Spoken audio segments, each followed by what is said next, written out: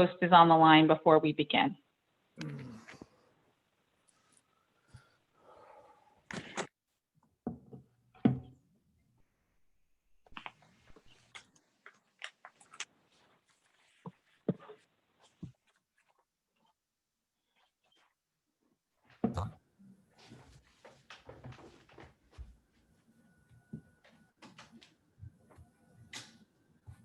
I did just text Catherine, so hopefully she's coming in.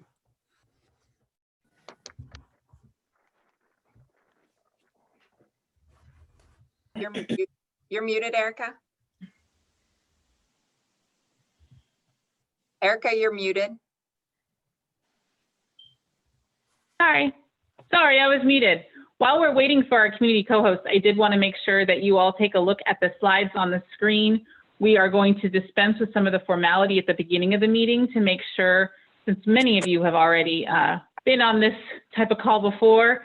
So take a look at the instructions for renaming yourself and for the Zoom etiquette as we begin the meeting. We want to spend as much time as possible on programmatic and business work today and really get as much done as we can in the 2 hours we're allotted. So do take a look at these 2 slides and we'll get started in just a couple of seconds.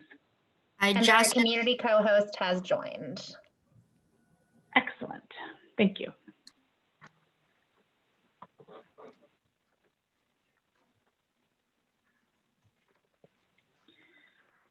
Hi, Catherine. We'll give you a couple seconds to get settled and then we'll begin.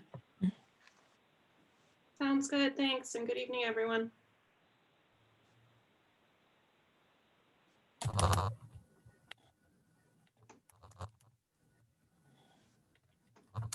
And Ryan's here as well. Looks like we've got a full house.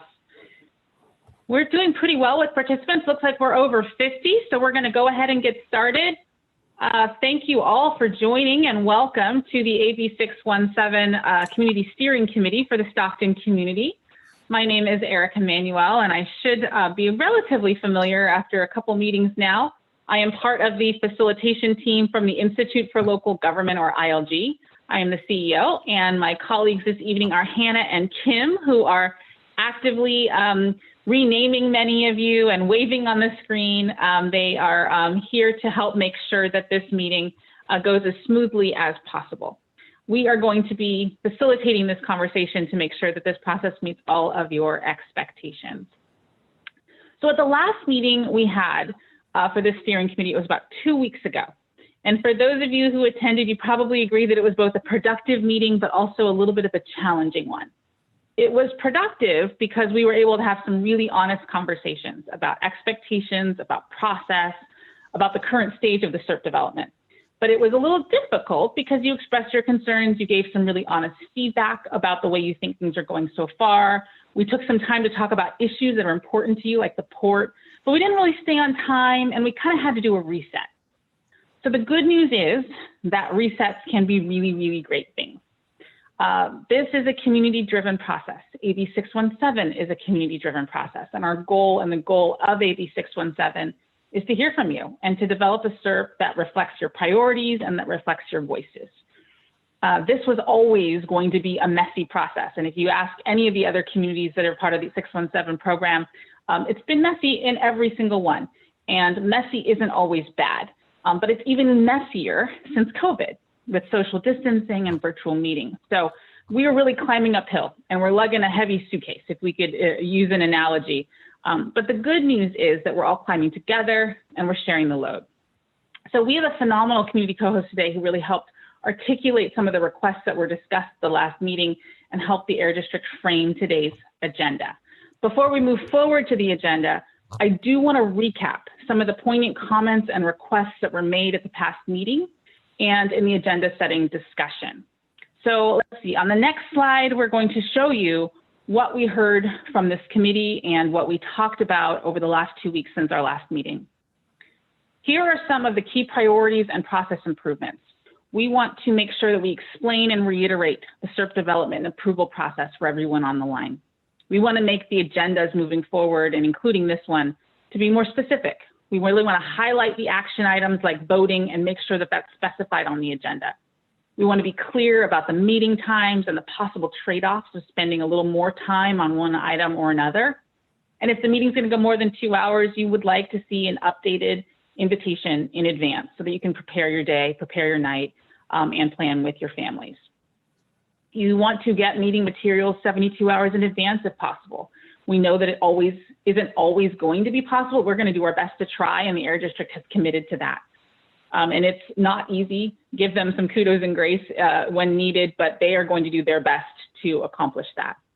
They're going to allow, and we're going to allow, an adequate time during the meeting for deliberation and discussion so that you feel like you've had enough opportunity to engage with your fellow CSC members and understand their priorities and concerns.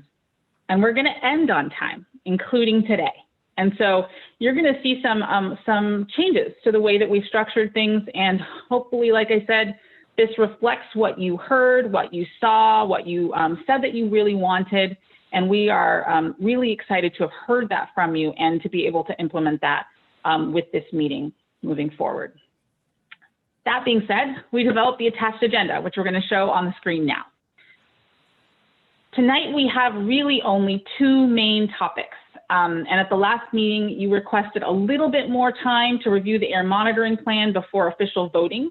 So we're going to spend some time on that item. And then the rest of the agenda is devoted to the SERP measure review and process and really working through that process. We didn't get very far in that review last time because we had some other pressing issues to discuss, like the port discussions and others, but that's okay. What we do want to continue to do is to rethink and refine our approach. We want to honor your time. We want to honor your commitments, that we're going to spend as much time as we need to review the measures to your satisfaction. But what we've also heard is that you don't want to spend more time than you have to. You just want to be thorough. You want to be fast, if that's possible. So that's our goal. That's what we're going to work toward. And that's what this agenda reflects. But before we get down to business, you'll see this at the first item, actually, right after we do our intros, is to go into a meet and greet and breakout activity. And so we're going to have a quick breakout session that Catherine's going to walk us through so that you can talk in smaller groups and have some more informal hellos to the CSC members and others on this call. So that's the agenda.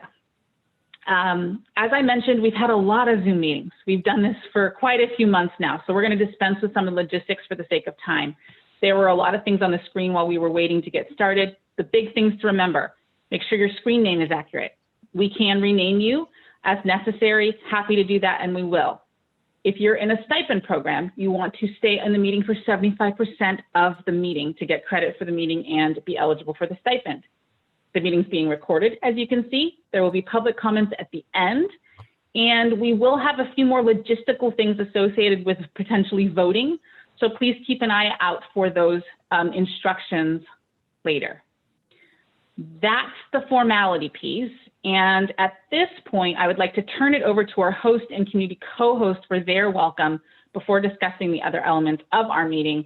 Ryan and Catherine, if you would like to go ahead and give everybody your thoughts as we begin this discussion. Yes, good evening, everyone. So nice to see everybody. It seems like just a few weeks, and actually it was a few weeks ago that we were all together continuing to work on the SERP and the community air monitoring plan. I'll leave it there. I did want to share that we do have a new community steering committee member, and so I'd like to turn it over to Dylan Delvo to introduce him. Hi everyone, good seeing you all, kind of. Want to introduce Matt Holmes. He was actually at the last AB 617 meeting, was very much involved in the AB 617 process in Richmond, but he's actually from Stockton. So he's now involved, and we've actually hired him on at Little Manila, and so he'll actually be our taking the lead on this, and I'll be alternate. So thanks. Thanks, Dylan.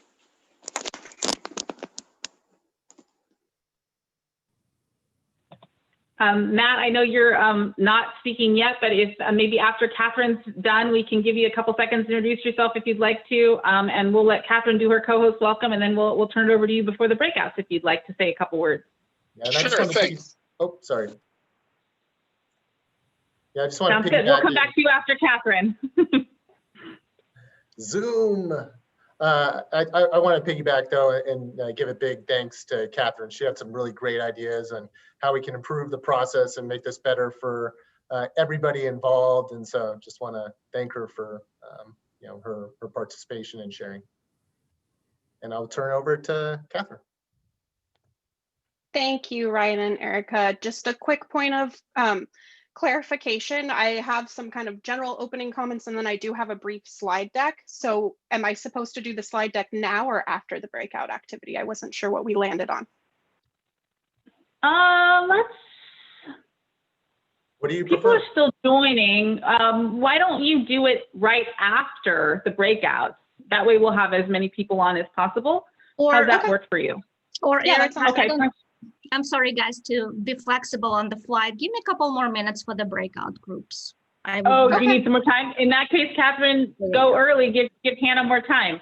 And actually, while we're thinking about it, there is a phone number with the last digits of 0270 that we will need to rename.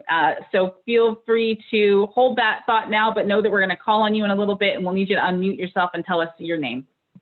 Catherine, please go ahead. Thank you for that.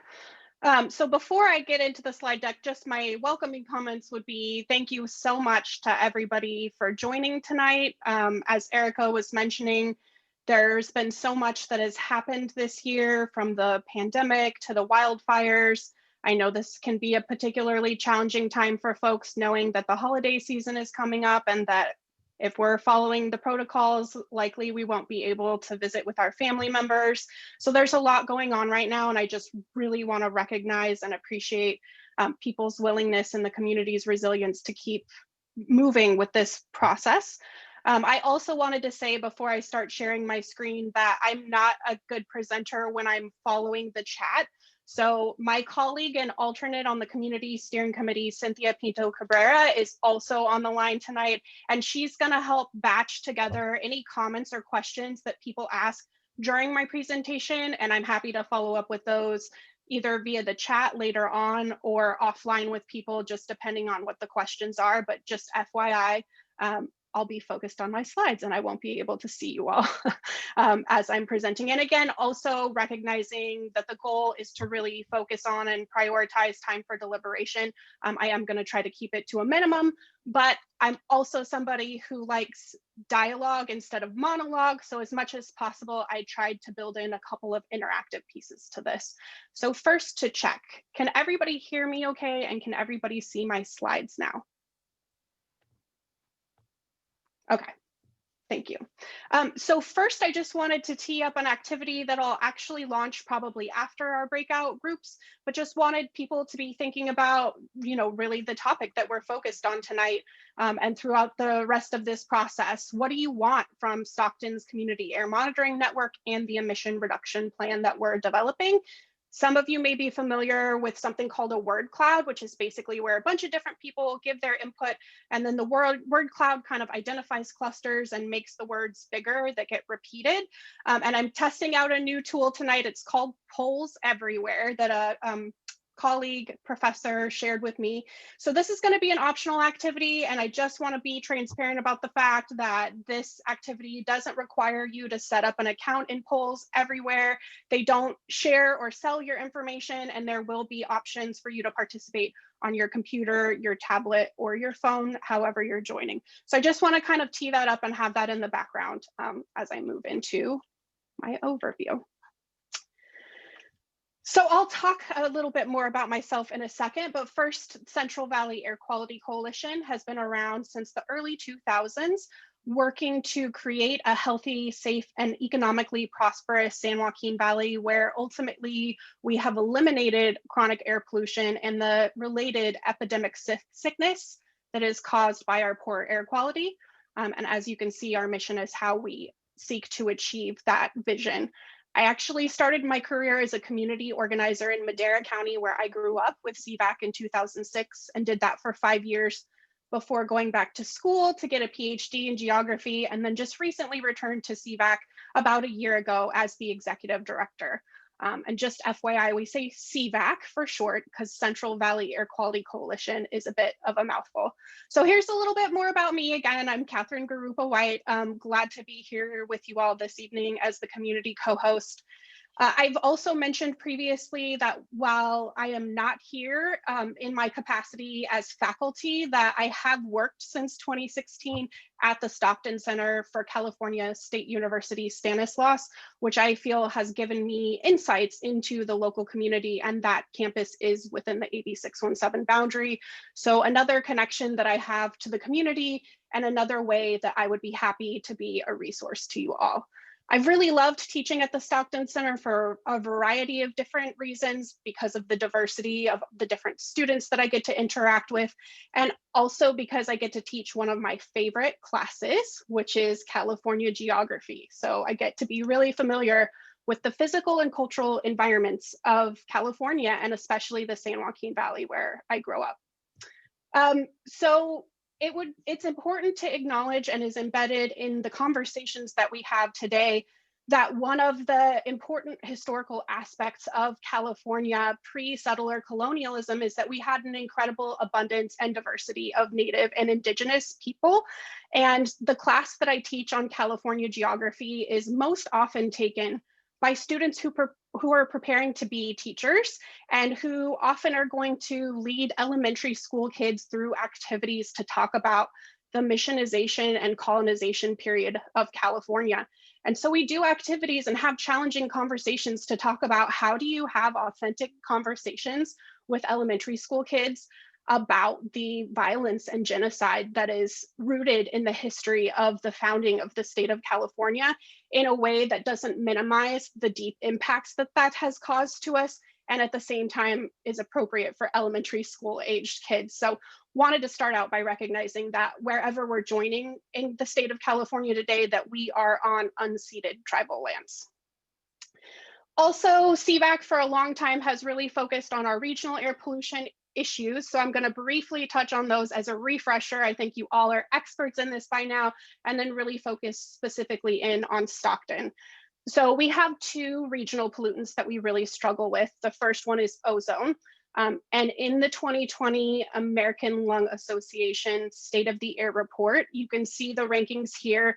Stockton actually gets lumped in with the San Jose, San Francisco, Oakland area, which as a geographer, I'd be happy to explain more later or offline in the chat why that has happened, because it's a bit of a weird glitch in terms of how the analysis is done.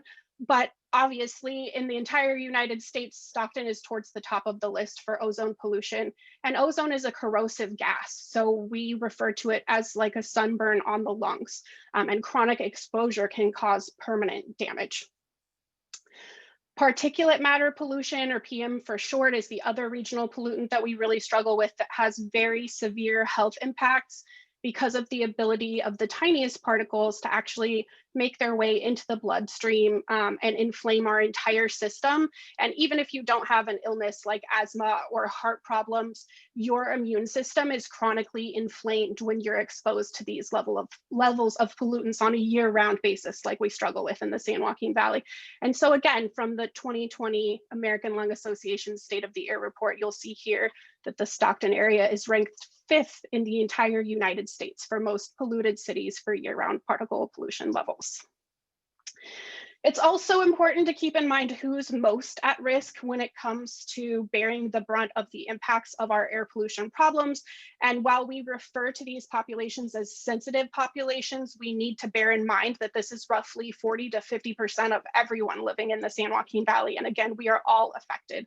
But the 5 categories of people that we are particularly, it's particularly important to protect are pregnant women because of the danger to the fetus, children under the age of 18 because their systems are still developing and they breathe faster than adults do, people who work outdoors, which many of you have heard discussed recently because of the impacts of wildfire smoke, but again is a year-round problem for people who are working outdoors and are breathing in higher levels of dangerous air pollution on unhealthy days. If you have pre-existing heart or lung conditions, you're at higher risk, and if you're over 65, you're also at higher risk. So we see really severe health impacts. And again, it's important to understand that these are not evenly distributed impacts. There are communities that suffer more. We have a regional problem, and then we have clusters of pollution like you all experience in Stockton. So 1 out of 4 children in the Valley have asthma. That's an incredibly high rate. And compared to the national average, our kids are twice as likely to be diagnosed with asthma before the age of 18. We see a lot of other evidence like emergency room and hospital visits spiking during days of unhealthy air pollution. And again, this pollution is most often concentrated in communities of color and low-income communities. And the pandemic and climate change are just worsening these impacts. So typically, particulate matter, for instance, is more of a fall winter time pollutant because of the different activities that go on. And now with wildfires, becoming more intense and the season being even more extended, we're now starting to experience particulate matter pollution at the same time that we have ozone pollution. And science doesn't adequately address what happens when you're exposed to multiple different kinds of pollutants at the same time. This is a NASA satellite image from space of our air pollution, and this is not due to a wildfire. This is just an average day of unhealthy air in the San Joaquin Valley. And for me as a geographer, maps and visualizations are very important to telling this story, as well as the human faces, the people that are really suffering these impacts.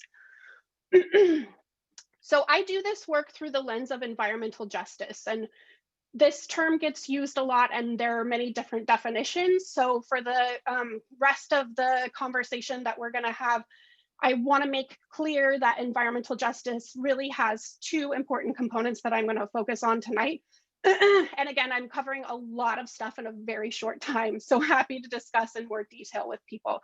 But one component that's important for environmental justice is to ensure an equitable and inclusive process, and this is often referred to as procedural justice, so a just process. Another component is to address the unequal distribution of environmental hazards and benefits, with recognition that hazards are concentrated excuse me, in neighborhoods with Black and Indigenous people and people of color, and communities with lower incomes, which is referred to as distributive justice, right? So the air pollution is not evenly distributed. It is concentrated in certain neighborhoods, as you all well know. So on the procedural or process piece, one tool that we can use to think about the processes that we're engaged in under AB 617, which is community air protection planning, right? And is meant to be a community-centered process. This is a really common tool that's used in community development and a lot of other fields to kind of gauge what the level of engagement is, right? From the bottom of the ladder being non-participation, to the middle of the ladder being tokenism, and the top of the ladder being citizen power. And so again, this is a tried and true tool that's been around for decades that we can use to look at and assess our own process and where we think we might be in the process. So I mentioned liking dialogue and not monologue. So again, if this resonates with you now in the chat or later, you can offer your own take on how successful you think we are in kind of scaling this ladder where we're moving towards citizen control and citizen power over this process. So environmental justice is our cry of defiance against the onslaught of oppressive toxins and toxic oppressions that threaten to submerge our homes. I find this image to be very powerful because again, it's the literal threats of climate change, sea level rise, again, the wildfires we've been experiencing. And this is something that you all live and experience every day. So just an aerial image here where we're kind of looking from the port. You all in the community are right here in the center, and you have all of these different sources around you, from the highways to oil and gas facility, Pacific Ethanol, the trains and the trucks associated with all of the different activities that are going on in the community. And so on the distributive side, right, thinking about where pollutant sources are clustered, one of the most common questions that's asked in environmental justice research is what some would call the chicken and the egg question. Which came first? Did the people live there and then the pollution sources moved in? Or were the pollution sources there and people moved in because it was cheaper to buy land there? And I think the presentation that Dylan and the historian gave early on in our process very clearly articulated the history of redlining, And the Federal Highway Administration building highways in the middle of ethnic communities across the United States shows a pattern and practice of siting these facilities in communities and forcing people of color to live in neighborhoods that have high levels of pollution. So there's ample evidence in environmental justice research to prove that in many cases, it's really a false question to say which came first, the people or the pollution, because everybody deserves the right to clean air and nobody would choose to live in a place where their kid can't go outside and play without having an asthma attack.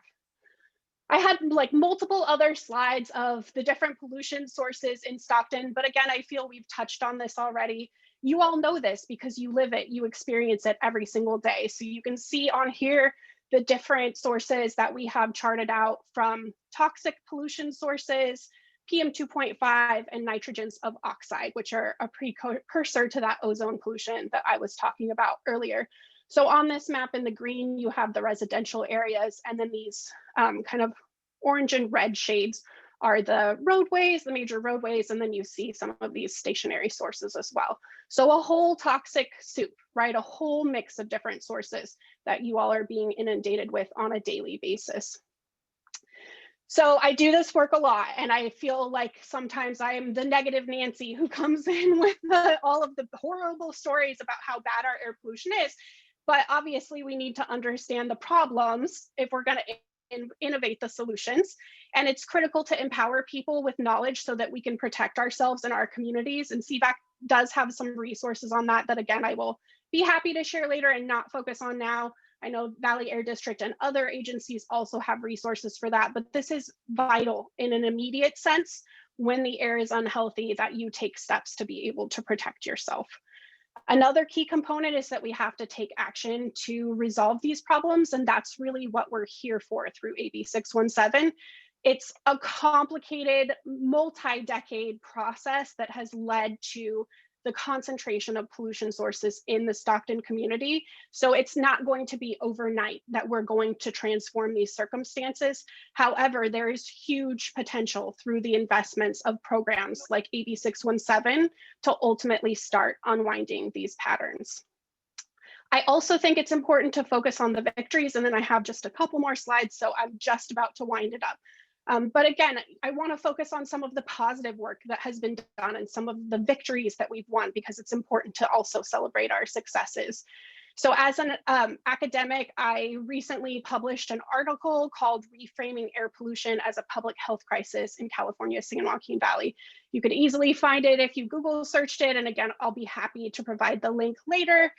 This was an article that resulted from my PhD dissertation, where I did a case study on a bill that CVAC members helped pass that added a doctor and a scientist to the Valley Air District's governing board in order to improve dialogue and decision-making focused on people's health and the impacts to public health.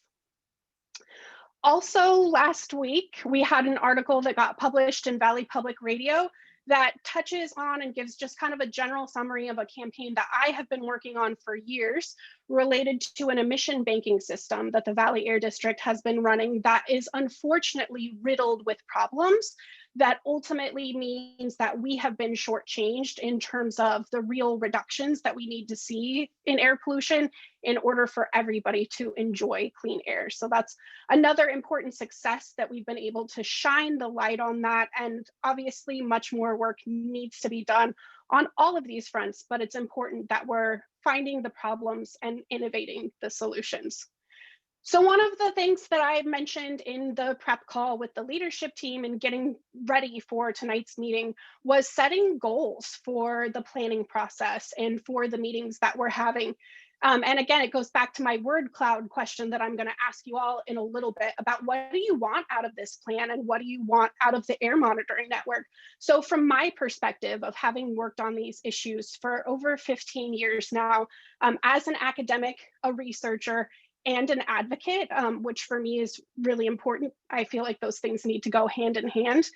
The ideal scenario is that we have a co-powered process and outcomes, right? So again, that procedural aspect and the distribution of pollution sources, both components of environmental justice have to be incorporated into what we do by centering the expertise that you all as community members bring and allowing you all to lead the process. It includes some of the things that Erica already mentioned about timely information, providing independent analysis on what the promising practices are when it comes to air monitoring and emission reductions, having transparent and equitable decision-making processes. So definitely looking forward to the conversation about voting and how that's going to work, and efficient and clearly communicated use of time, especially given the extreme stress and circumstances that everyone is currently working under. So really want to uplift those as some of my proposals to the group of what some important goals would be for our meetings.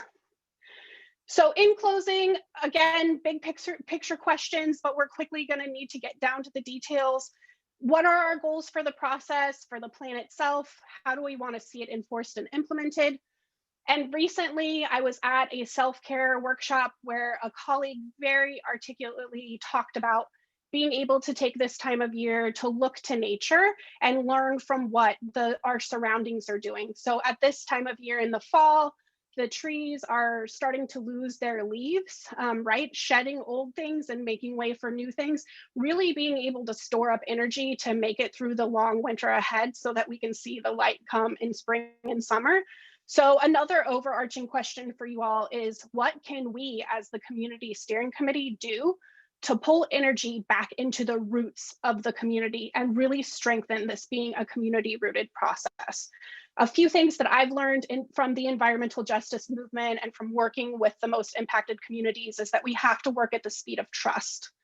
That process and outcomes are both equally important, and we can't sacrifice one for the other. We have to hold those tensions together and make sure that we have both a good process and good outcomes. And as an educator, which is also something that I love to do and I'm very passionate about, along with being an advocate, I'm a big believer that knowledge is power, and that we are going to be most successful when we pair lived experience with the best available science and research. So I'm really happy to be in partnership with you all in figuring out how we can do this well to help contribute to the well-being of people in Stockton. So with that, again, this is just my kind of tee up of how we'll be able to participate in the word cloud, but I think in the interest of time to get to the introductory activity, which I also proposed as another opportunity for us to get to know a little bit about each other, would be happy to just drop this in the chat when we get back from the breakout rooms. And this will be live for a while, people can participate. And again, if we have time, I'll call up the results later. And if not, I'll just drop a link in the chat so people will be able to go back and look at the word cloud later if you'd like to participate and just have another way of providing your voice and giving input into the process. Thank you all very much for allowing me the time to be able to speak and share some of my expertise. Please consider myself and CBAC a partner in this, and here is my contact information. And with that, I'll pass it back over to the facilitators. Thank you, Catherine, so much. I loved your presentation. I think we all deserve, I would love it if we could all give her a virtual round of applause via reactions and others. Based on the chat alone, you can tell how grateful your fellow CSC members are for having your insights and for having you share this and really bringing it all home. Last time we met 2 weeks ago, Noemi, I believe, was our co-host, and she also grounded us in some truth, right? She created the context for us to have conversations that were meaningful and honest around how your community needs to be thinking about this AB 617 work and the reason you do it. And I can tell you personally that, like, as a woman of color and as a Central Valley native, I love the conversation about the lived experiences, the shared experiences, the values, and how this can be a community-driven process. And I just really appreciate your contributions today, Catherine. Thank you so much. We did have a hand, and I wanted to give Ned the opportunity to ask a question first, and then we will go to others that might be in the chat. I know, Catherine, you had a team member that was helping you field those questions, but Ned, you had some comments and or questions you wanted to make. Can you hear me okay? Can you hear? Okay, look, we have an agenda here. I think we should have a structured agenda. What's gone on for the last 35 minutes may be very interesting to some people, but it's redundant, and doesn't have to do with why this meeting was called. This is a special meeting. It was a special meeting to take care of the camp as well as a few other things. So I really think we need much more structure. We need to have some subcommittees, and when we need to think about how you set an agenda like this. I have several emails that I consider I did not get a response to. The other thing is there was a big rush to get our comments in by November 5th. I gave you folks a very nice letter by November 5th. You did not publish my letter. My letter is not a complete part of the material, so no one else can see them. There's a partial response, but not a complete letter nor a complete response.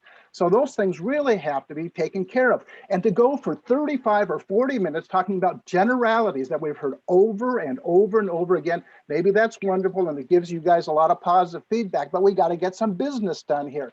If people want to do it at the end of the meeting. The other thing, this was the only date, the only time you could have this special meeting. I'm the chair of another committee that meets, in a few minutes, so I have to leave. So things really have to improve here. There's a lot of prolixity and a lot of teleology, and you need to get down to brass tacks. I'm going to make one statement because I have to leave. Look, what I want to see, you can talk about all these spiritual things just about, but we want to see what the health effects are for people, especially around Boggs Tract. There's clearly a significant health problem, and we should have some measurable standards to see what we can do to improve their health, okay? And I think that was very clear in this writing as well as other writings. So I hope this committee, I got to leave you now, but I vote no on the camp because I did not get a response. And there has to be a change in the way you guys set the agenda and structure these meetings to get anything done that is really effective, that has a chance of doing something that is really effective. So thanks for listening to me. Thank you for that feedback, Ned. I appreciate it. Were there other comments related to, or questions related to Catherine's presentation? But to Ned's point, we do want to continue moving forward on the agenda. Great. Well, we did have, as I mentioned at the very beginning, a new member, and I wanted to give Matt a couple seconds to just say hello to everyone. If there's anything you wanted to provide in terms of context for your role in this space, Matt, as a new member of this committee and a voting member, specifically with the eye to the fact that you're new to this process, though, well, this specific community, though you've been involved in the process in the past, we will do our best to get you up to speed on everything that's been done to now. But if Matt, you have anything that you would like, if you have anything you'd like to say, we'd love to hear it. Yeah, just that I'm thrilled to join the process. I'm glad I was able to find a way to integrate with Little Manila. I'm a history worker at heart. And so what I just heard from Catherine was really a master class in environmental justice. You guys could have sold that for units. And I'm actually really excited to be involved in the Stockton study area. I'm here in part as atonement for being a resident of a study area who didn't answer the call and didn't show up when I should have back in January. I've been asking people to participate in the Richmond study for the past 2.5 years. But as a resident who's been using Stockton as a place to sleep sometimes for the past decade, I regret not answering the call to participate in all of this. So I turned my eyes towards Stockton about 3 months ago, and I've been participating with most of the community members on here. So I'm close to up to speed. I want to help carry the load around here and just, bring some of what I learned in Richmond about the capacity of community members to inform monitoring plans and design CERT plans and provide that participatory, planning and oversight that I think the Assembly Bill requires of us all. So thank you for the opportunity to participate. Thank you, Matt. One of the things I'll note just from a process standpoint, that the agendas are developed in concert with the community co-host and others that have weighed in on what is valuable to this committee. The times allocated are approximate. You will see that we will move around within the timeframes based on the conversation to allow for that flow to happen. And you're seeing that happen right now. Catherine had a great presentation. It went longer than was allocated. We'll make up the time later, and we'll continue to meet as often as we need to accommodate all of the needs related to development of the SERP and approvals of air monitoring plans, or maybe continuation of those plans if there's not consensus. So in terms of process, that should help at least give you some structure. As requested, we will end on time. We're going to end at 7 no matter where we are in the process, but we will get through all the agenda items, even if we can't completely cover, you know, everything on the SERP strategy. So that is something that we already have planned for and are prepared for today. The other thing to note is that there are going to be breakouts coming up next, and we are going to spend a little bit of time talking to one another and getting to know one another, and Hannah's going to initiate that breakout, but I wanted to give Catherine the opportunity to talk about why she thought that was an important element as the community co-host this month, to make sure that you all had a little bit of a chance to connect the dots with each other. Catherine, did you want to give some context before we break into the breakout groups? Sure, Erica. I would just say the idea here was in response to people's comments and feedback that via Zoom, it's very difficult to build relationships and have a sense of who's who. And a lot of people remarked on the in-person meeting that we had in March, how memorable that was and how much people were able to remember the people that they met during that conversation. So this is just a quick opportunity to do a really short breakout room where people will have a little bit more time to talk one-on-one, and those who aren't as comfortable speaking in a big group can. I also want to appreciate all of the feedback that everybody has shared, that both the presentation was helpful and it ran a little bit long. We did meet on Friday and talk some of this out, and I think where we landed with the agenda was a little different than I had proposed, but I think overall we're on track, and we generally were in agreement with the flow that we came up with. So thanks for that, Erica. Thank you. One other thing I'm just seeing in the chat is that you're going to notice, and we're going to explain a little bit later, that this meeting is going to have potentially a voting element. So we did get a question, and we don't want you to change your screen name. We have added a couple initials to your screen name if you are a voting member of the CSC. In the event that we need to take a vote tonight, we need to be able to follow the charter requirements, which will allow us to count who is eligible to vote and make it really expeditious for this Zoom meeting. So if you see extra letters around your name that you didn't put there, it's because we did for our Zoom officiating of the voting process. So with that, I will turn it over to my colleague Hannah, who's going to tell us about the breakout sessions and specifically logistics on how to get that done and how quickly to move everything forward. Great, thank you, Erica, and good evening, everyone. So I've created 39 groups. Why so many groups? Because there's going to be only 2 people in the group, you and someone else. Based on the suggestions from our leadership team and co-host Catherine, we are doing random assignment in the interest of time. So you may end up in the group with another committee member, with another resident, with CARB or Air District staff. So it's a free-flowing conversation, get to know each other. You will have 5 minutes, 2.5 minutes per person, and I will send you a reminder when you want to switch and have other person speak. And then we will, at any point, you can leave the group. If, let's say, your partner away from the screen and didn't notice he or she was assigned to the group, so just click leave the group and come back in the main session. And in 5 minutes, I will bring everyone back. Did I miss anything, Erica? No, I think you're good. Just if anybody gets somebody that's, you know, maybe taking a break and we weren't aware they were gone, just come on back to the main channel and we will apologize in advance. Excellent. So I'm sending everyone to the groups. Please accept your assignment and we will see you in 5 minutes.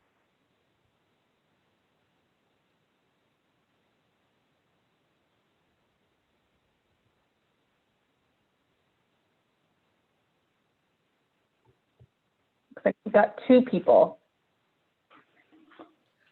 So I think this is just Gloria's video. She also has her phone, so I think she already got assigned. Oh, then you probably need to put those together. Both together, yeah. Thank you for that. And then just Albert and Nero. Cool. So we can put them so together, we just probably. Have Albert. Hi there. Hello. Okay, I'm gonna assign you to the room 39. Assign to. And then I'm going to need to make an adjustment to the PowerPoint really quickly. So I'm going to work on that right now. So I'm going to mute myself and I'll be back.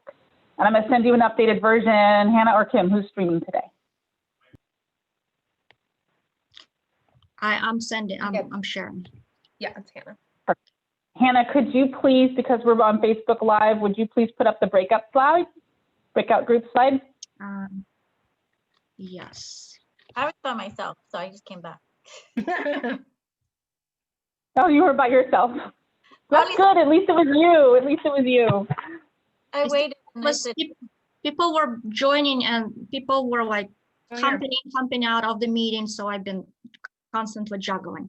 okay. Looks well, like I maybe wait- Anthony and Zong can go together. Anthony, were you stood up? Yeah, there's no one there. Oh, maybe it was me. I'm sorry. No, I don't think so. There's the name. Mhm. Okay, what are we We knew supposed to that talk about? we knew that was a risk. Zan and Anthony, I'm gonna send you guys to the group. Okay. And where's Anthony? Here it is. Voila. Well, technically, Anthony, you should be moved to the group. What we've learned with these groups is just sometimes the technology is not ideal.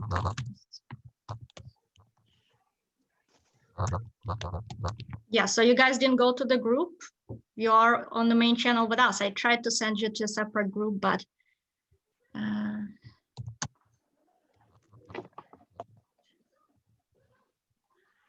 see. It's not working? No, I think this is what. Oh, no. Well, Anthony, you can share with us here in the main channel. Kim, can you please? Yeah, what were the prompt questions? I'm not even sure. It's a free flowing discussion to get to know good, okay. each other. Anthony, why don't you share something about yourself with us and what excites you about this process?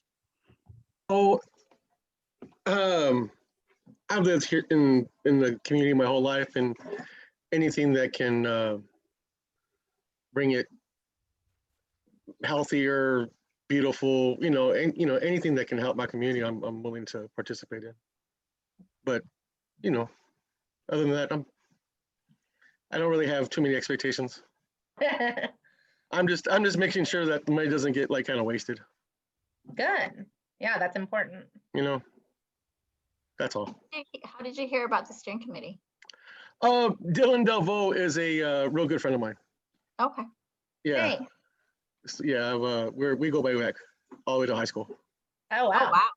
Yeah. In Stockton? Yeah, we went to Edison together. Nice. So. Yeah. I knew Don a little bit. And so, yeah. That's awesome. So besides Dylan maybe prompting you to join the committee, was there anything else or any reasons why you wanted to join the committee and be part of the process? Well, if my community was going to get some resources, I want my eyes on it, I want my voice. Anthony, how long you lived in this community? How long you've been in Stockton? I'm born and raised. Nice. Yeah, so 47 years. Wow. Yeah. That's cool. I think when we did polling at the very first meeting, the very first kickoff meeting, a lot of people were born and raised, more than 50%, I believe. Yeah. That's so cool. Okay, I'm gonna close the rooms and people will start coming back. Everyone should be back in 30 seconds, but some of them will be back now. Okay. Anthony, we enjoyed learning about you. Thank you for sharing. Hannah and Kim, I just sent you an updated document.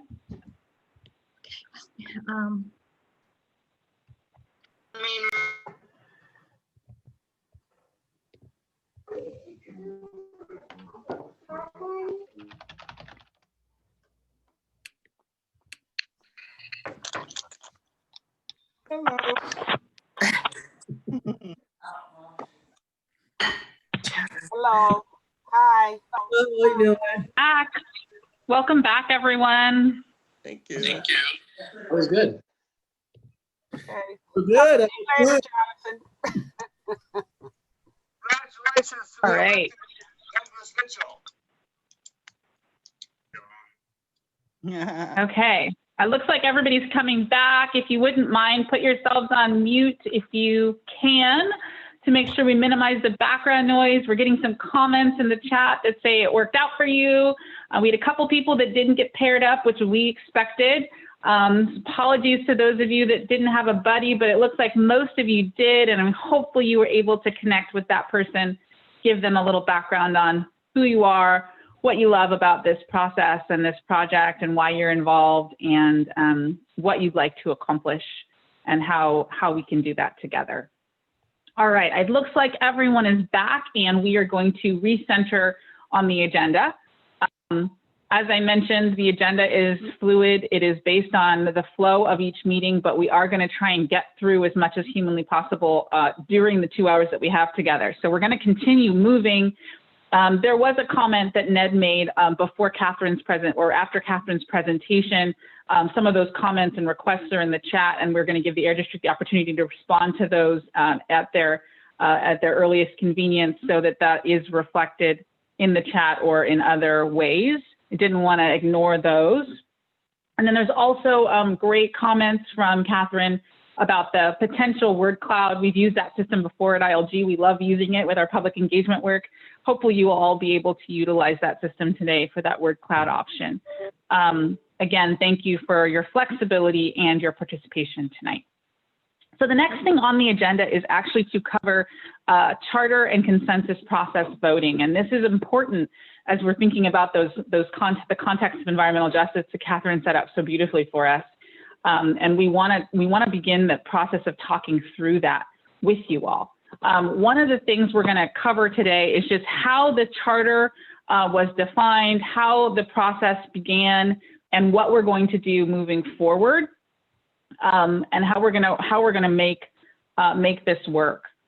So I think you should all see on the screen something called Achieving Consensus. So as you recall, this committee was only able to meet in person a few times before we went into lockdown.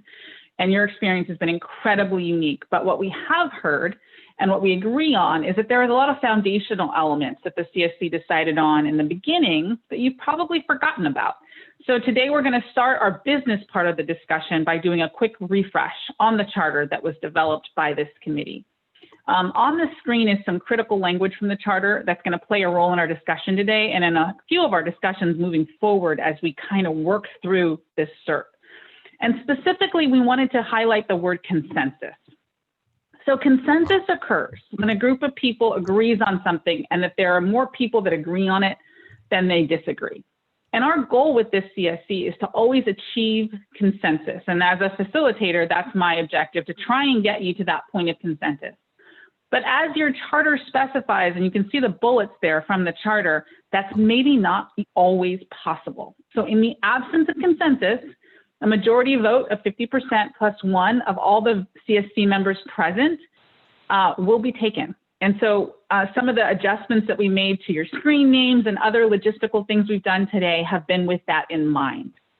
We're going to do everything possible, reasonably possible, to capture all of the perspectives that are expressed, that are written in meeting minutes, that are in documents and reports, including the final CERC, even if everyone doesn't agree. But we are going to, at times, rely on a traditional vote when consensus is not possible. So we are really, really committed to the process of deliberation and dialogue and honoring the variety of opinions and viewpoints and experiences that you all have. Some of that was referenced in Catherine's intro, related to lived experience plus the data, really connecting those dots. And we're going to make sure that that is a huge part of this process. It was always intended to be, and you're going to see that in action moving forward.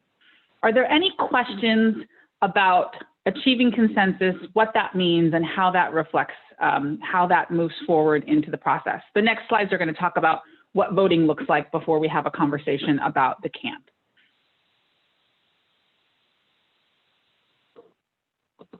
I don't see any hands, so I'm going to continue going.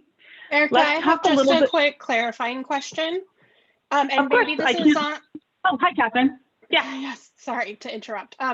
Maybe this is covered on a future slide, but I'm wondering if you're also going to include details about who is on the committee that votes and who's on the committee that doesn't vote, like what that ex that's the next officio slide. means. Oh, okay, awesome. That's the next slide. You're reading my mind today, girl. I love it. Voting protocol is next. Voting protocol is next, and because exactly that question, how and who and what and who's allowed and how does this fit in, right?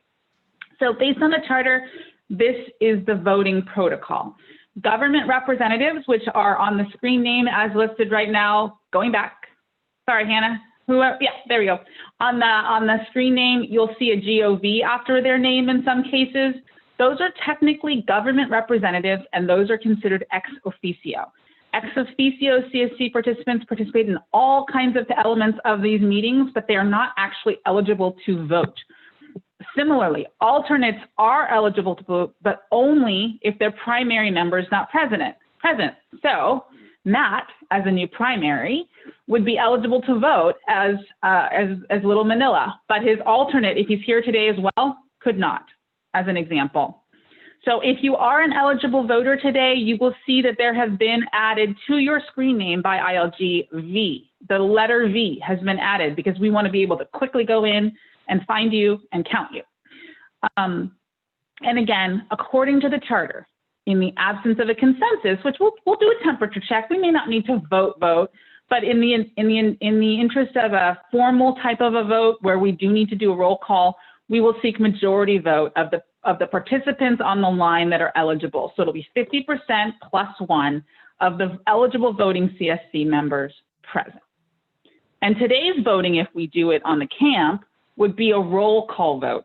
It's going to be based on the eligible members, and we're going to read your names and give you the option to tell us your yes or no vote if there is one. The other thing I will outline for you all, just because there's a lot of you on this line, and a lot of times organizations, as you know, many of you are involved in other ways, many groups utilize something called Robert's Rules of Order. And so Robert's Rules does help identify ways to move forward with procedural votes. And so if it comes to that and we need to leverage some of those tactics to make this feel a little bit more structured while honoring the charter of the CSC, we will certainly do that and are prepared to do that within the scope of today's meeting.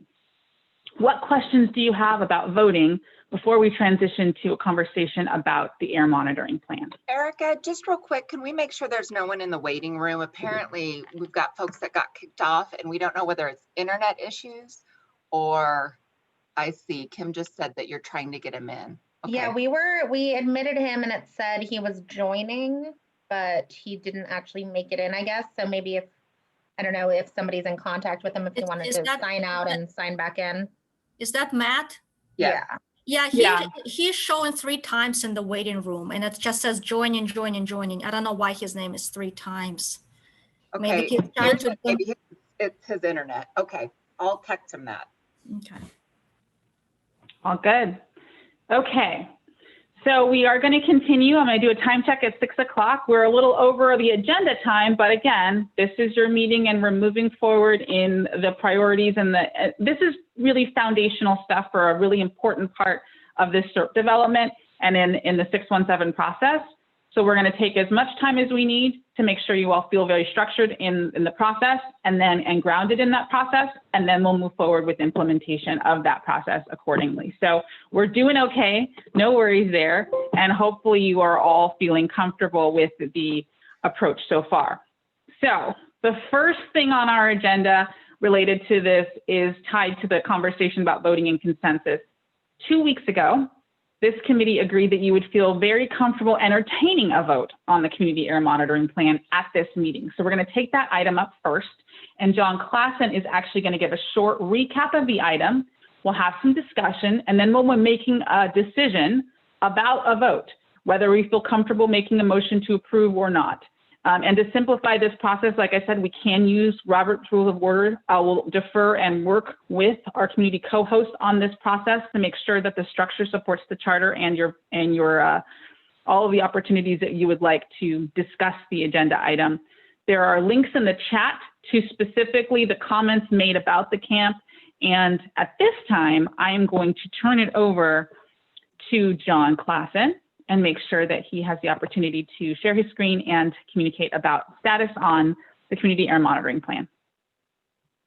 Okay, thank you, Erica, and good evening, everybody. Great to be on here. Great to see so many of you connected here tonight. First of all, just wanted to say we really hoped Ned would have been able to stay on the call. Some of the responses we were able to put together and changes in the draft community air monitoring plan were in direct response to some of Ned's comments. So we'll certainly get that letter out that he put together out to the full committee for everybody to see his comments, so you can see his thoughts too. So we'll certainly do that, just to give you an update on that. But just to take a few minutes just to give everybody an update on where we are with the community air monitoring plan. I wanted to go over a few things with you and then let you guys speak and think about this and hear your thoughts. We got a lot of great comments and thoughts through last weekend. Appreciate everybody's time who read through the plan, wrote down their comments, let us know what they thought. That was very helpful, really great to see. Appreciate everybody's time on that. You may have seen that we posted a response to comments document on the Stockton webpage. Let me just share my screen briefly here and show you where that is. So if you go to the page here for Stockton, you go to the meeting information for tonight, November 18, you'll see at the bottom a link here to that document where you can read all of the responses we had for the comments that came in. So I won't read through all of those in detail, but that's there for you to take a look at to see what came in for comments and what the district's thoughts were and responses to those.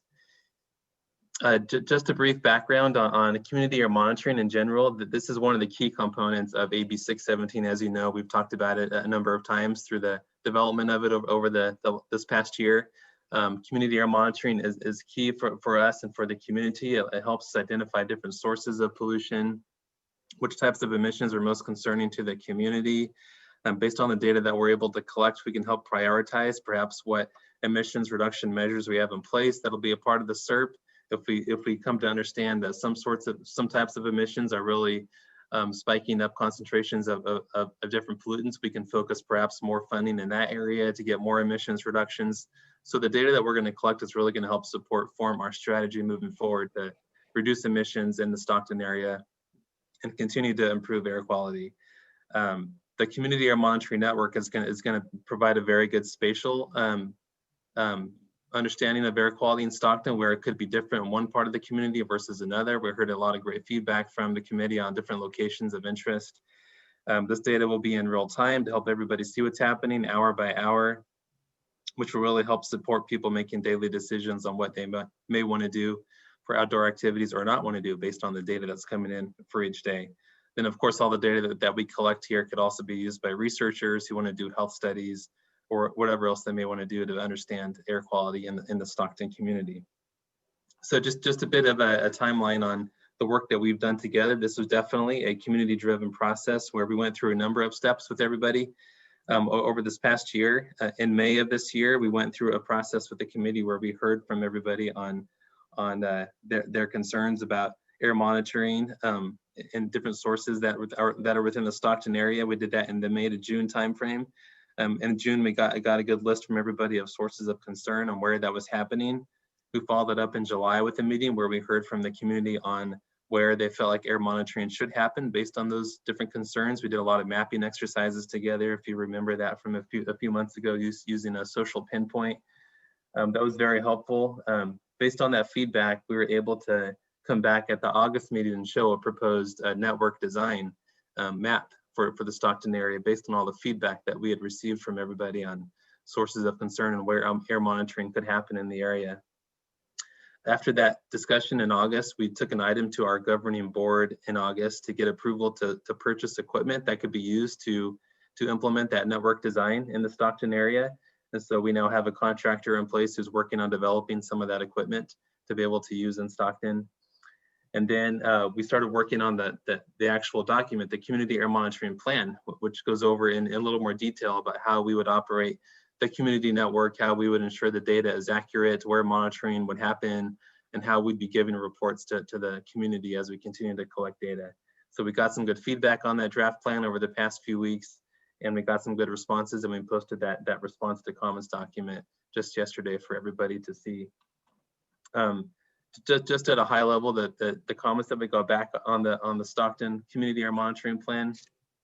Overall, some of the comments from Margot and Nate were supportive of the camp, and we're okay with moving forward with the plan. Appreciate your support to both of them.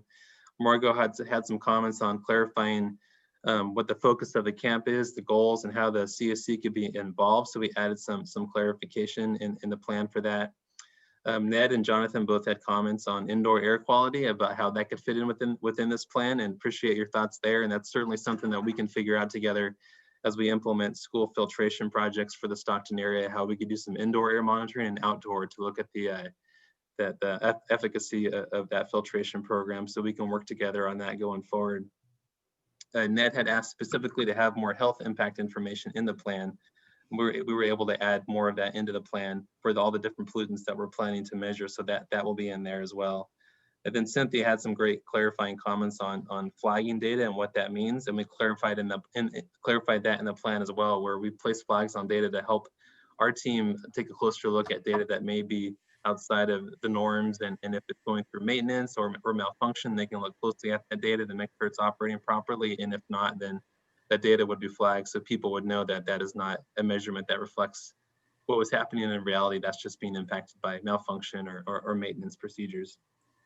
So we clarified that in the plan as well. So just wanted to show quickly a version of this plan that we're working through with some of these changes here. We're already making some changes based on the comments that have come up, making some clarification that changes to the camp will be involve the CSC moving forward as described in the charter itself, and we have a link here to that charter. Just scrolling through the document here, some other changes we've been making, and this probably looks familiar to you. This is in the document showing the different sources of concern that the committee communicated to us through the exercises we did together. Scrolling down a bit further, we clarified here that as we learn more about air monitoring, just building off of the different objectives of this camp, is that as we learn more about air quality in Stockton and these different areas of the community, that could also be used to help prioritize different measures and shift funds around as needed if we feel like funds need to go towards another type of a measure to reduce emissions, something that comes up as key based on the air monitoring data that we start collecting. And then adding a lot more information in here of health impacts of different pollutants. So we described in here the different sources that can contribute to these pollutants, but also what are those health impacts if people are exposed to high concentrations of these pollutants. So we expanded this quite a bit based on the comments we got from Ned. And then finally at the bottom here, just to clarify the data flagging process and data validation from Cynthia, the comments that we had there, we expanded that a bit here to be more descriptive of what we meant by that and how that's used in helping us validate and make sure that the data is accurate for everybody to view on a daily basis. So just wanted to give you that update as well. One last thing I want to show real quick. Let me share my screen one more time. I wanted to show you, kind of give you a scope of where this is headed. For Stockton, once we start doing community air monitoring, this is the South Central Fresno air monitoring page. Just wanted to give you guys a feel for this. Maybe we showed this to you briefly once, but wanted to walk you through a little more detail of what we have on here. At the top part of the page, you see a number of links here to air monitoring sites throughout the South Central Fresno community. If you click on one of these, it'll take you to a page that shows the real-time data for that. So this is at a high school in the Fresno area. You can show the PM 2.5 measurements happening during the day. This is updated on an hourly basis. So you can go here and view what's happening in this area of the community hour by hour if you want to. You can click back in time as well and see what happened the previous days to get a feel for how things were a few days ago versus how they are now. So we have this on here for all the sites operating in that community. Just below here, we have other links that take you to a place where you can grab the raw air monitoring data if you want to grab raw data in an Excel format and work with that if you want to. We have a link here that takes you to the data that's being collected with the air monitoring van in Fresno. And this is data we collect based on committee members' requests. If they have a special area of interest they're concerned with, we can take the van out, take measurements there, and then we summarize that in this link here for the committee members to get a feel and an understanding of how that van data is looking. We also put together weekly air monitoring updates for both Shafter and Fresno on a weekly basis, and we can do the same for Stockton. And let me just click on one here to show you what this looks like. It's just a quick summary of what has happened week by week. So this is the previous week in Fresno, where we show the status of our air monitoring network, the community air monitoring network in Fresno, with the chart below there showing the concentrations of PM 2.5 throughout the community for the different sites we're operating. And if we go above the federal standard, we show that reference there. And then a few pieces of information below about the different types of toxic measurements that we've taken during the week, any work we've done with the van, and then next steps for implementation. And we also have an archive of this, so you can go back in time and look at all the different updates that we provided for Fresno. And we can do the same for Stockton. And lastly, at the bottom of the page here, we have the camp itself for Fresno. To the right of that, we've been publishing quarterly reports. This is a more detailed report of the air monitoring data that we've been collecting, more detailed than the weekly report. This goes into more detail and shows a lot of different types of information about what has been collected quarter by quarter. We're continuing to do this for Fresno and Shafter. And then just to the right there are other updates we've given to the committee, different presentations about air monitoring results, and we continue to update this list here as we continue to work with the committee and let them know what's going on. So just wanted to give you a feel and a view of what this looks like for Fresno. And the approach that we would like to take for Stockton would be pretty similar, where we have links to real-time data, links to raw data, to air monitoring van data, and then a lot of comprehensive weekly and quarterly reports that the committee members can continue to read up on as we continue to do that work. So hopefully that is helpful for you on where we feel like this could be going. Just the last few notes here. We've talked about this before, but establishing a community air monitoring network, it definitely takes time. Our experiences with Fresno and Shafter, it's a lengthy process to get approval from different landowners, to get equipment set out in different areas. There have been a lot of recommendations from this committee at different schools that we could go to, which we like that too. That really makes sense to get this at schools where children are sensitive receptors. Oftentimes the lease is pretty minimal in cost, just paying for electrical costs, which is nice to keep those costs down, but administratively, it can take a while working with different school boards, different school staff to get it to their boards for approval. It just takes time. For Fresno and Shafter, we've been working on implementing those networks for a little over a year now, and we're almost done, but it's taken a long time to go to various school boards and getting those approvals, working on logistics and electrical work to get the sites up. So it does take time to do that. And we'll hear what the committee has to say here in a moment, but we certainly would like to move forward, at least with the locations that were identified in the community air monitoring plan by the committee of where the interest was for all the areas of where we could do monitoring. If we can at least get a thumbs up on that, we can start thinking about specific locations within each of those areas, perhaps schools that have been recommended by the committee here. And if you have other thoughts, please let us know. We can at least start working on logistics about where this monitoring equipment could go, and we can keep the committee updated as we work through that. But those are the next steps in our minds, and we're really looking forward to getting things going for the community air monitoring plan for Stockton. So I'll stop talking and turn it back over to Erica. Thank you so much, John. And Douglas, I want to acknowledge that I see your hand, and Matt, I see your hand as well. Before we jump to those, there are a number of questions in the chat that have been kind of logging as you were speaking, John. Some questions were related to the conversation Ned began, which was that he had comments and they didn't get necessarily reflected. And there may be some questions around the sequencing of when those comments came in and when your answers went out. And so the document that you're showing today, does it reflect every comment and question you received since the deadline? And has the committee seen that updated version, or is that on the website?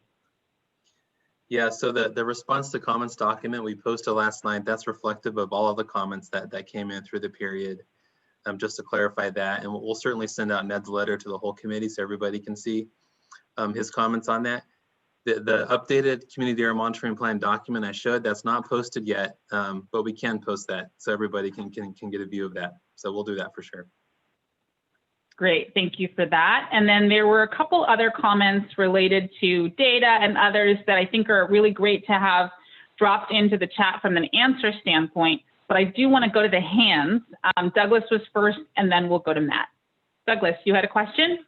Yeah, I'm sorry, because when it's very hard for me to type in the chat box because I have to look at the interpreter and I don't want to miss everything what's going on.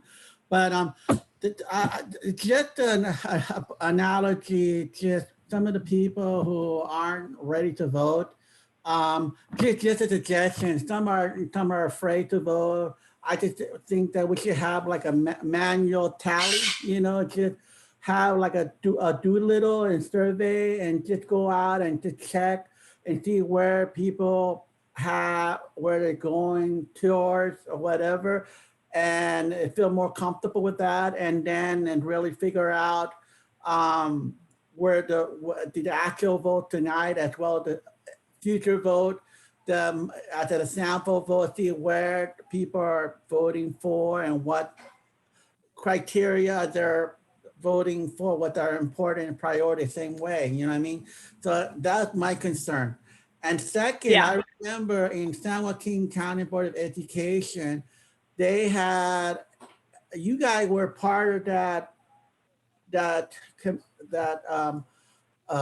on board. I believe they pay almost like $5 million for the budget for you guys to do some research for them about, I think it was about 2 years ago. Do you have any other document regarding that particular project that you did for them that I have seen on their website? Douglas, I'm not too familiar with that project that you're talking about. Maybe you could send us some more detailed information about that, and we could look into that.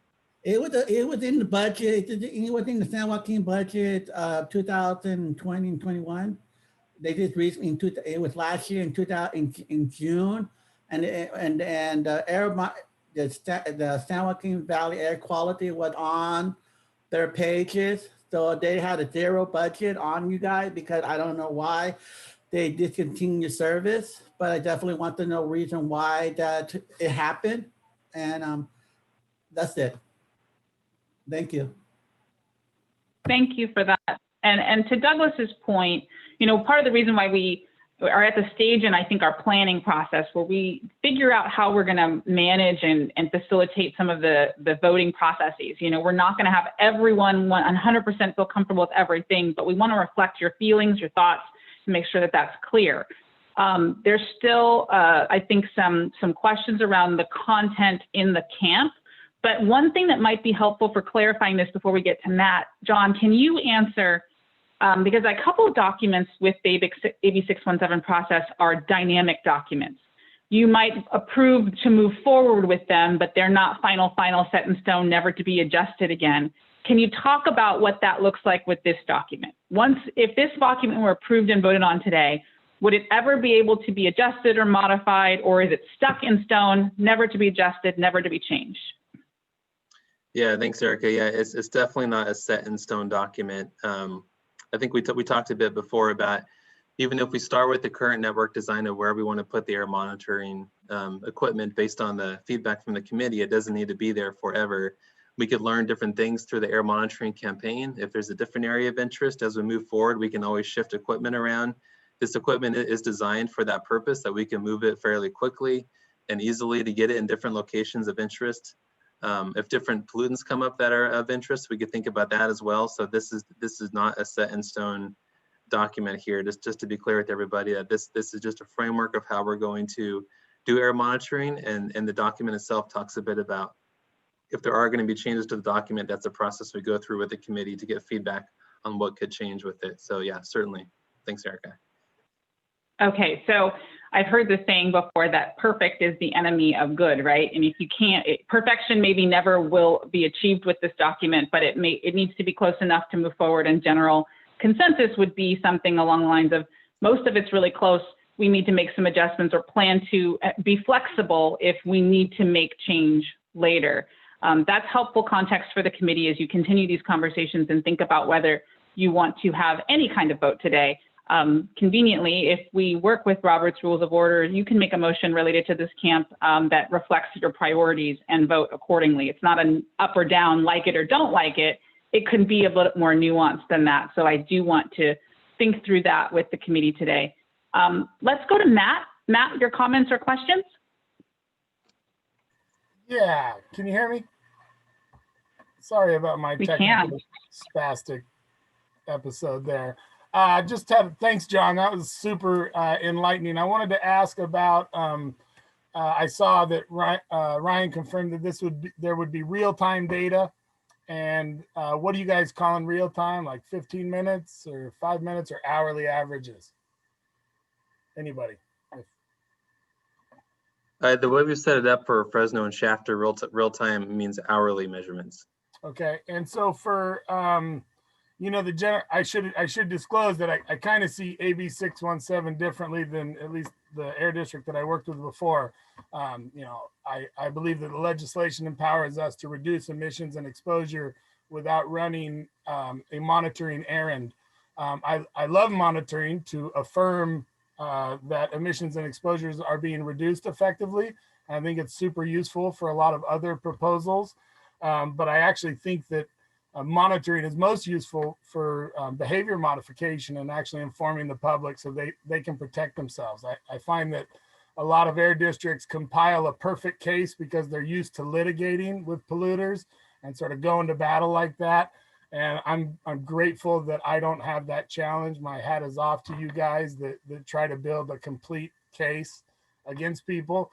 And I hope to make the case to you all here that we don't actually have to do that, that we can actually use monitoring to inform people to make informed choices and behavioral modifications that will protect human bodies, lung tissue, brain tissue, cardiac tissue.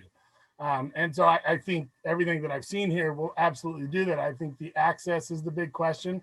And so I wanted to ask you, John, about any kind of modeling that you'd be doing that would have some sort of real-time access that the public would be able to use.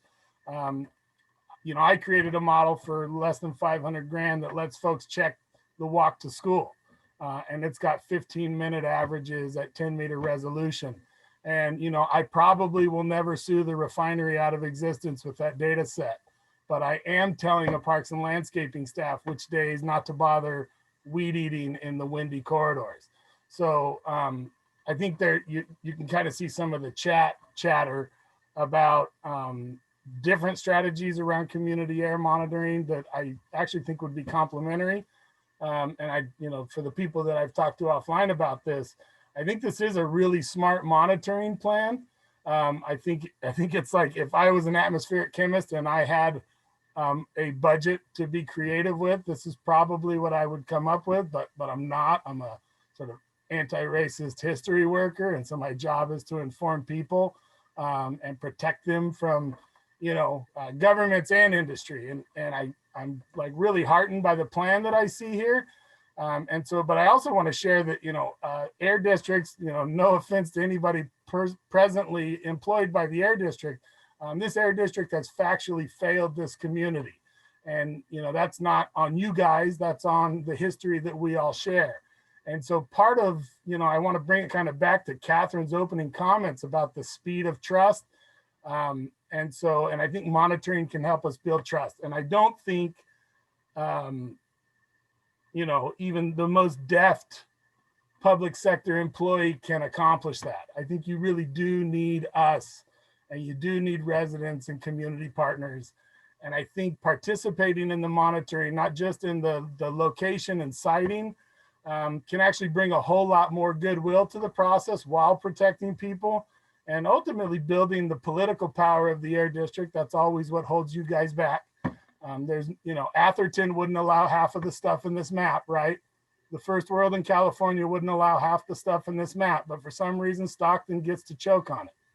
And so the community members that you have on the call here actually have the power to build a new air district that can ultimately rein in people that think it's okay to throw their garbage in the sky and not pay for it.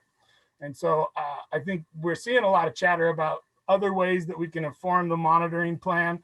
And I think there are low-cost remote sensor networks that could be utilized that could help keep people engaged in this process and demonstrate that kind of goodwill, help build trust without really hitting your budget too much, and maybe even with your support, finding new money from other state agencies or other processes.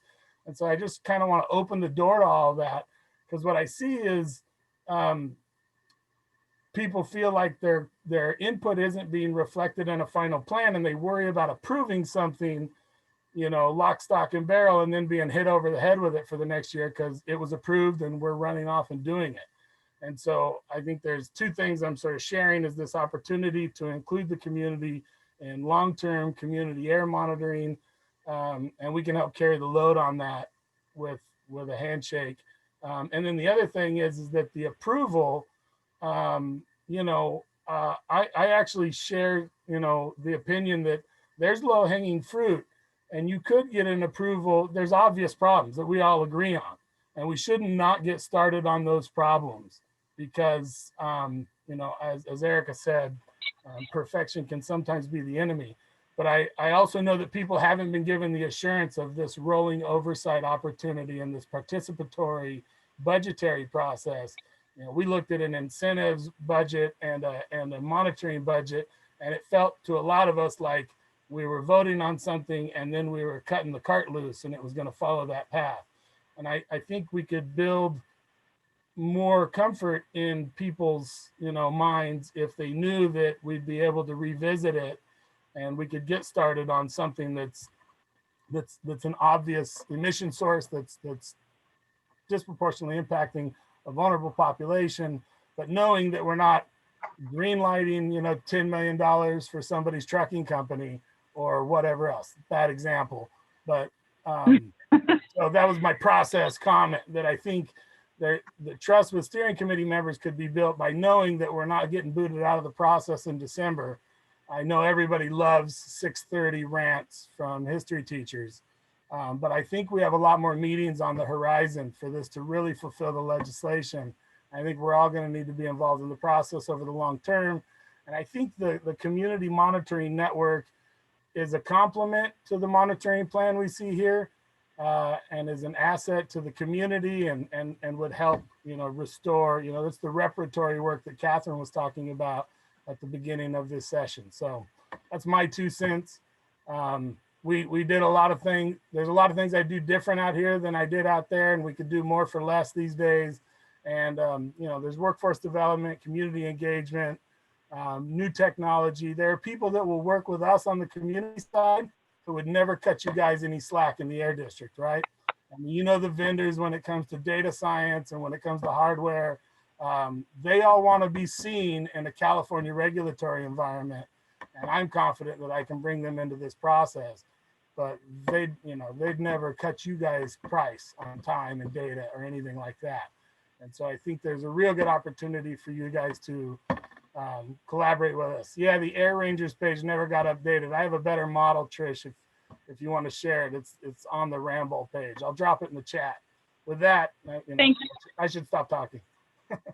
Matt, thank you so much for your comments. I want to acknowledge 2 hands that I see, Ryan and then Margot, but hold that thought for 1 second, because I want to paraphrase some of what Matt said, because I think it's really good and I don't want to lose it.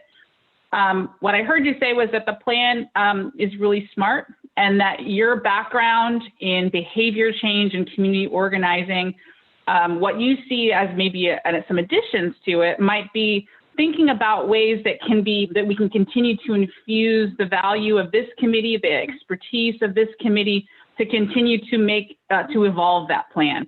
So even though there might be some kind of approval that takes place to proceed, it's not an approval to rubber stamp. It's an approval to move forward, continue working, and make it better, make it reflective of some of the priorities that you all have, while allowing opportunities to drop in other measures that might be relevant, that might be useful, that we might be able to incorporate to really reflect not just the behavior change, not just the monitoring, but some of the other elements that you think are also important.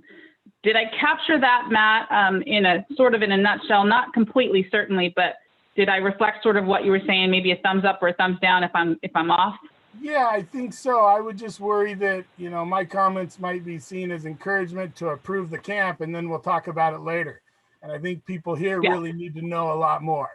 And I agree. That's not an insight that I'm sharing with you all. And Matt is a brand new member. I think we all are happy to have you and your insights on here. I did want to summarize what you said and acknowledge that others do want to continue to see content from this document. And again, the vote can be to continue to discuss it or not. The vote isn't, the motion, as it said, is not defined yet. So again, we have some flexibility. Ryan, can I go to you and then Margot?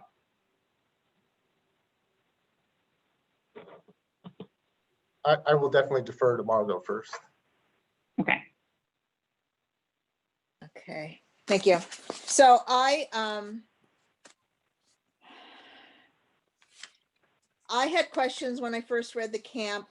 I think some of Jonathan's questions about community involvement are very important. My biggest concern is that we're delaying getting the monitoring started.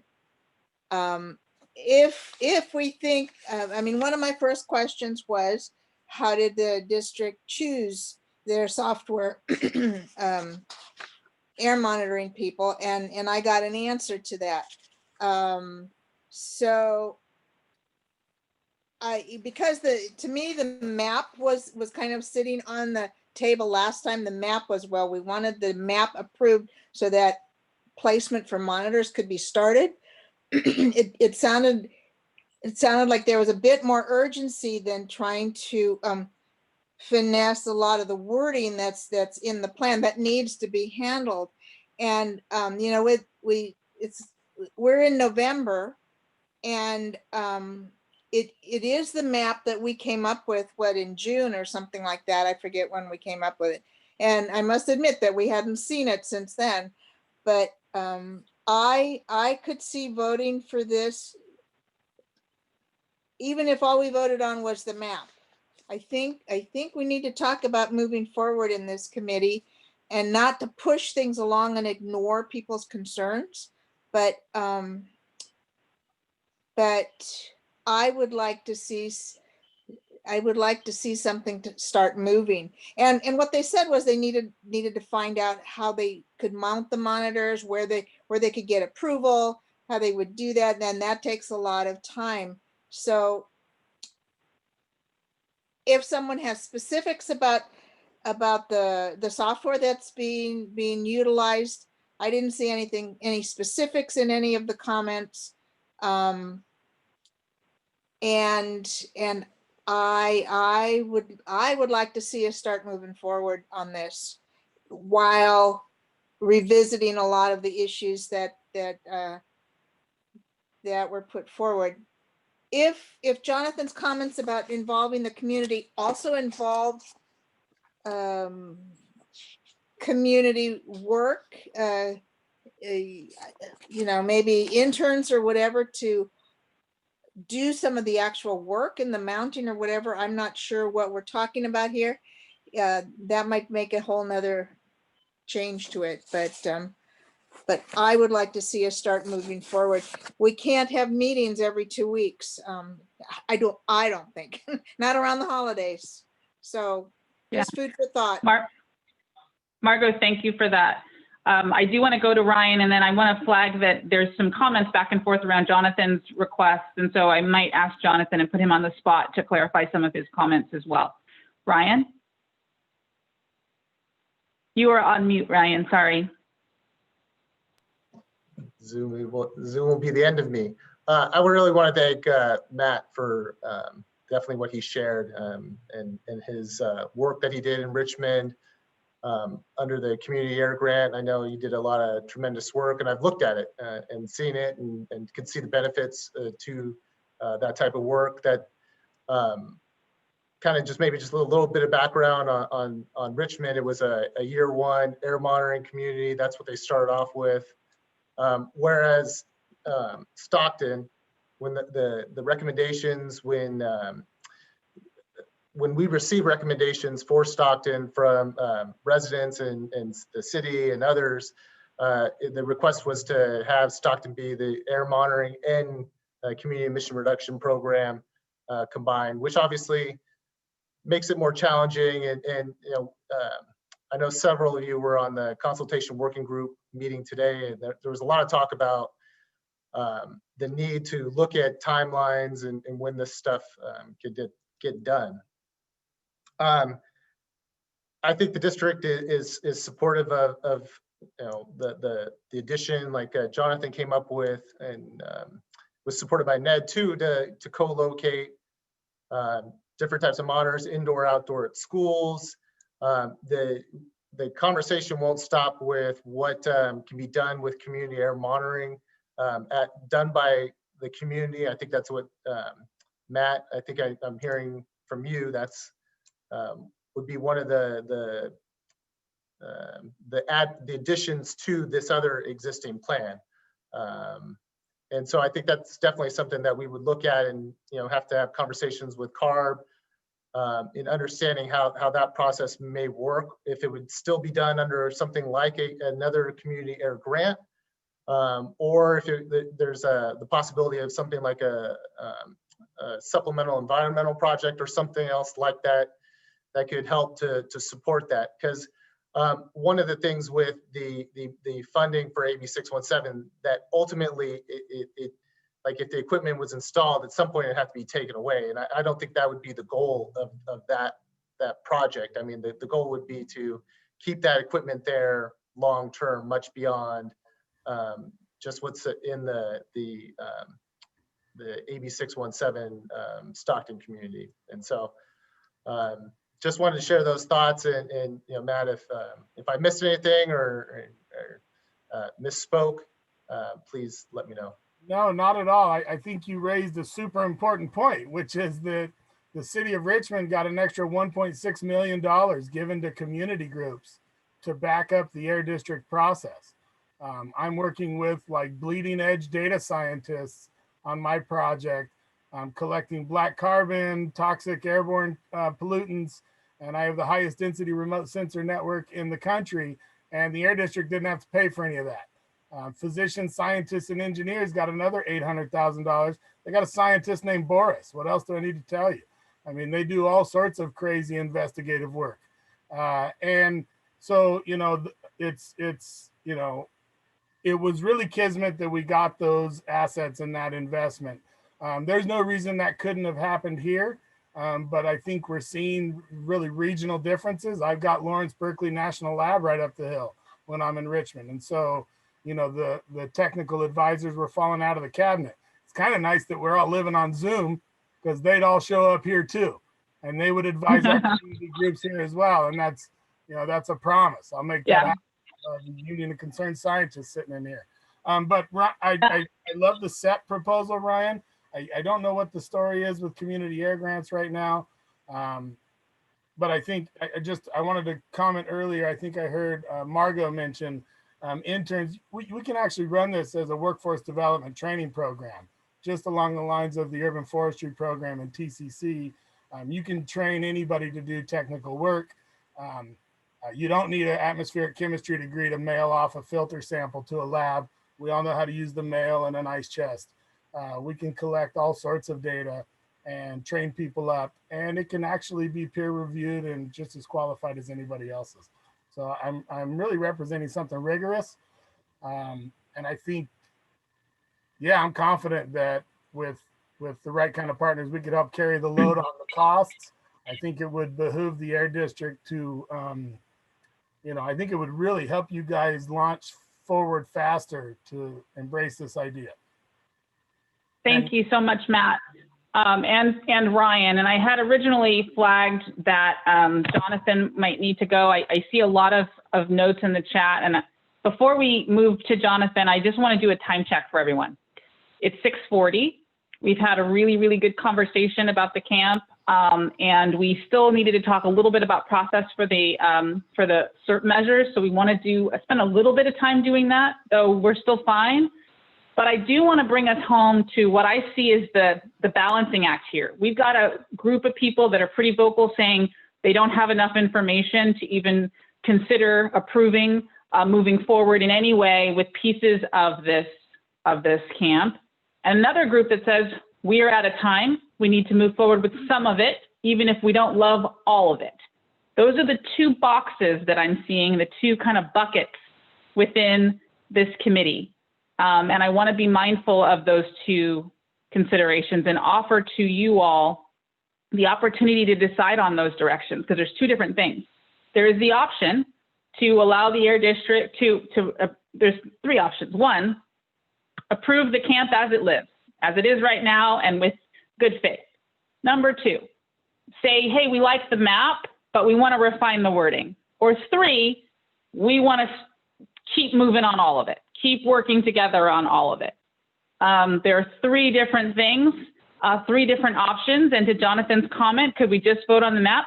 Yeah, and you can give the Air District approval to start checking on sites and getting approvals and working through that process. So that will move you forward and allow you to do some refinement without delaying the process significantly. The latter of the three that I showed you would delay the process a bit. The Air District would be on hold until you kind of gave them a little more of a green light. So three options: full green, a yellow with the Air District moving forward to give some approvals and get some landowner approvals. And the third would be full stop, review, reset, rethink. Catherine, you read my mind. You were actually next on my list to come check in with. This is a perfect time as a community co-host to help guide us through this process a little bit.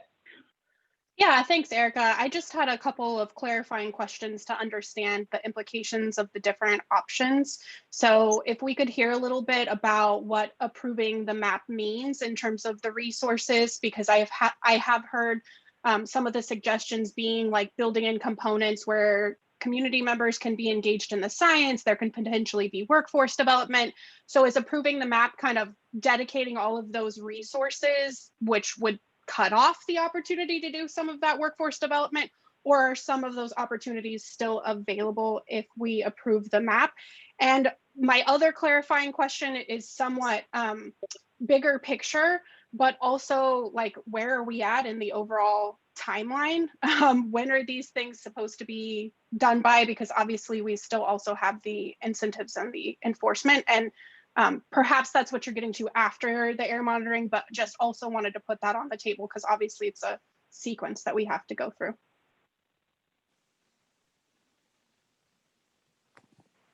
Great. I'm turning this back, I think, to John Klassen to answer some of the specifics on that, if he's still here. Yeah, just to comment on the map itself, if the committee here is okay with us moving forward with the map, with the locations that the committee had recommended, we can move forward with that. I don't think that means that we can't continue talking about how the community itself can be involved in doing community air monitoring themselves to complement what we might be doing in the camp. So I think that's still an open area for discussion. But certainly if the map itself is okay with the committee, we can move forward, start identifying different locations and to start making some progress there.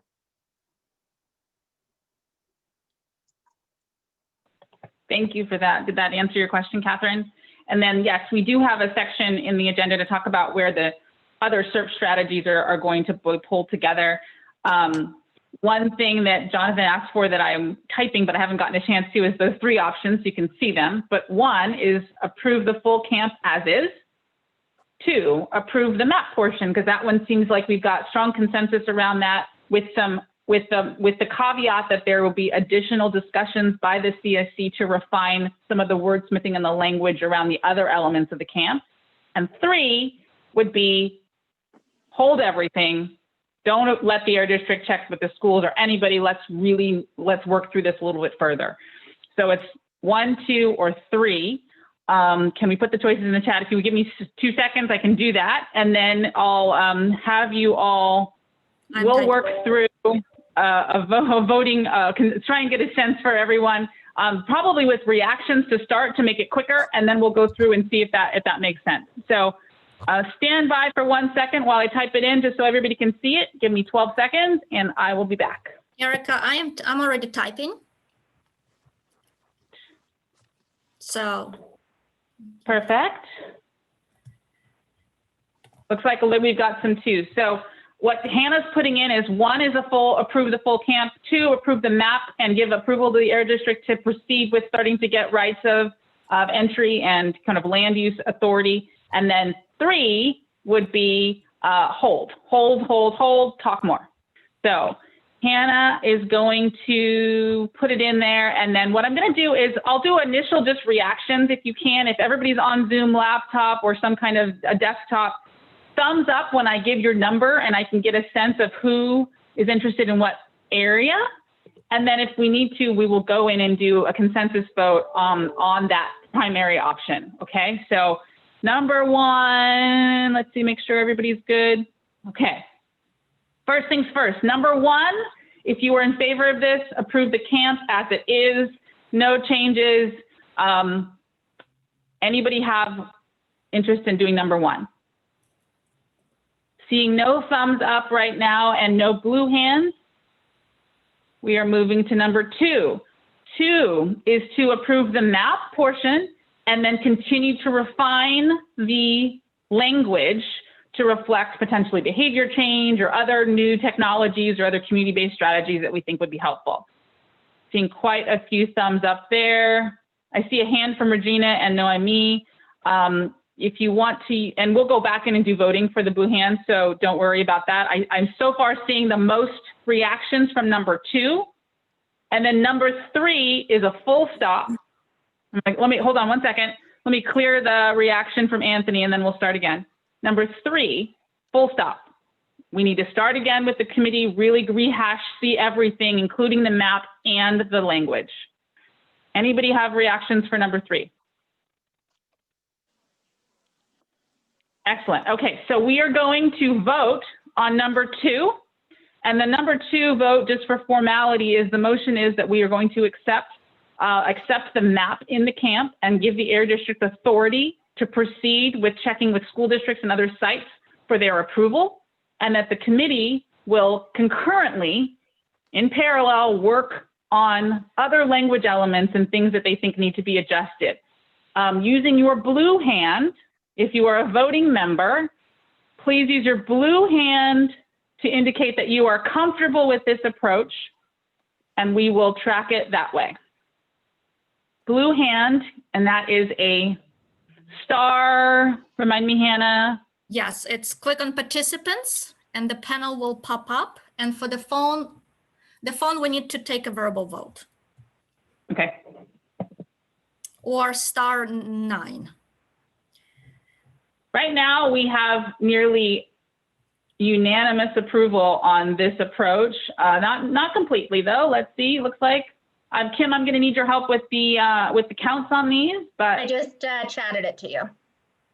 Perfect. There are 24 voting members, so we need 13 thumbs up to move forward with number two. And we've got last chance to put your hands in. Paulette, you're giving a thumbs up. Thank you. 1 second, and we'll get there. This is Gene Plus. Does mine show? Yes, it does. Gene, yours is showing. Thank you. Yep. And we will do a voice acknowledgement of what everyone's vote is to make sure that it's captured appropriately. Okay, so now is the last chance to drop in your hands and we'll call your names. Kim, would you like to call? Sure. Okay. Okay, so the people that I have voting yes on this is Jean Fuss. Yes. Okay, Margot Prowse. Yes. Regina. Yes. Mariah. Yes. Bianca. Yes. Catherine. Yes. Mary Elizabeth. Yes. Stacy. Yes. Jonathan. Yes. Nate. Oh, he's muted, but I think that's a yes. I see a thumbs up. Okay. Espy. Yes. Noemi. Yes. Arlene. Is that Irene? I don't. Oh. Sorry. She's an alternate, and you, I believe, your voting member is here, so I'm going to lower your hand. Actually, that was Arlene. Arlene. Yeah. Not Irene. Paige's hand as well. The alternates cannot vote because their voting members are here. Jennifer Flores. Yes. Victoria. Yes. Gloria. Yes. Paulette, Yes. Anthony, Yes. and Douglas. Yes. Oh, and Matt. I see Matt also. Yes. Okay, perfect. And I don't think we have anybody on the phone. This is Sylvia Cantu. I voted yes. I didn't have a blue hand, but I have my thumbs up. Okay, fabulous. We saw Hi, that. this is Arlene We are- Delgado, and I'm voting for Cafe Coop. I don't have an alternate. You are the alternate. Who are you the alternate to? I'm not an Okay. alternate. You're not an alternate. I have I have you as SB's alternate. No, SB's with EJCW. I'm voting for Cafe Coop. Okay. And Got you it. were a yes as well. Okay, great. Thank you. Thank you. Thank you for clarifying that. One thing I think we see right now is that we have more than the 50% plus one to move forward with item number 2. So while there may be some hiccups related to alternates and non, thank you for the clarification there too, Arlene. I think we have an approval to move forward with having the Air District move to connect with some of the schools and other sites on the map in particular. There needs to be a little bit more work and clarity done on the language. And one thing I think the Air District already committed to doing was sending out that last version of the document so you can all do that and bring that information to your community members and others to make sure that that reflects all the priorities that you have. So I think we have just made progress on that item. And Air District team, do you have the information you need to continue to move forward? John, Ryan, Jamie, I'm looking at you.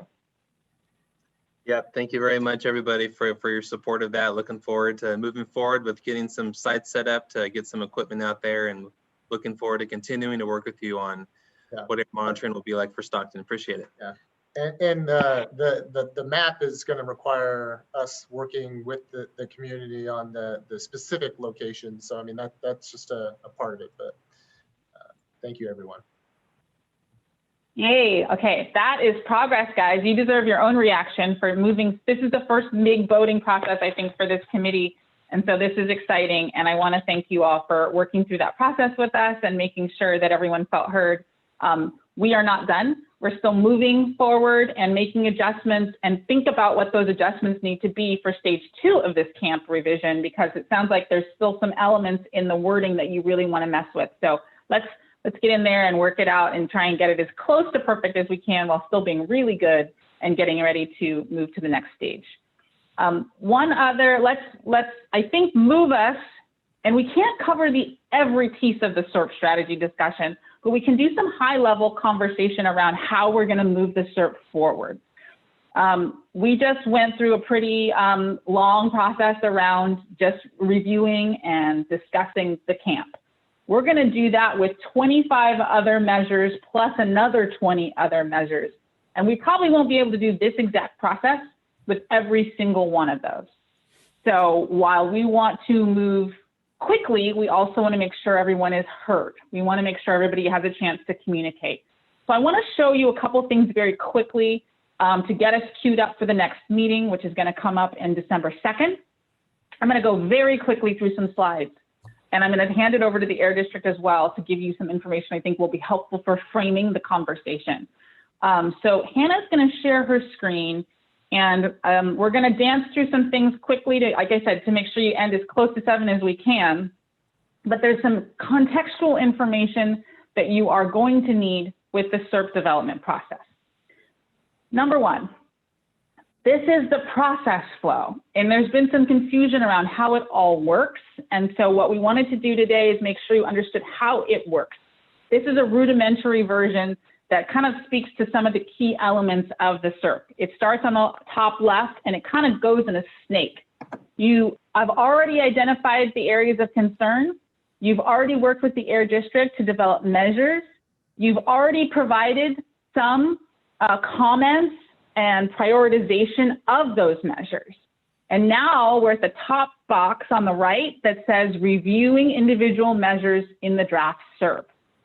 The next steps on that are for the CSC to select the measures to include in the final SERP, and then go in and refine the budget for the final SERP.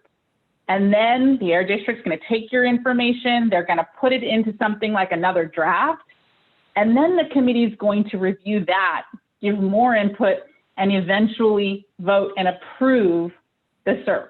Then, similar to the kind of camp, nothing's final.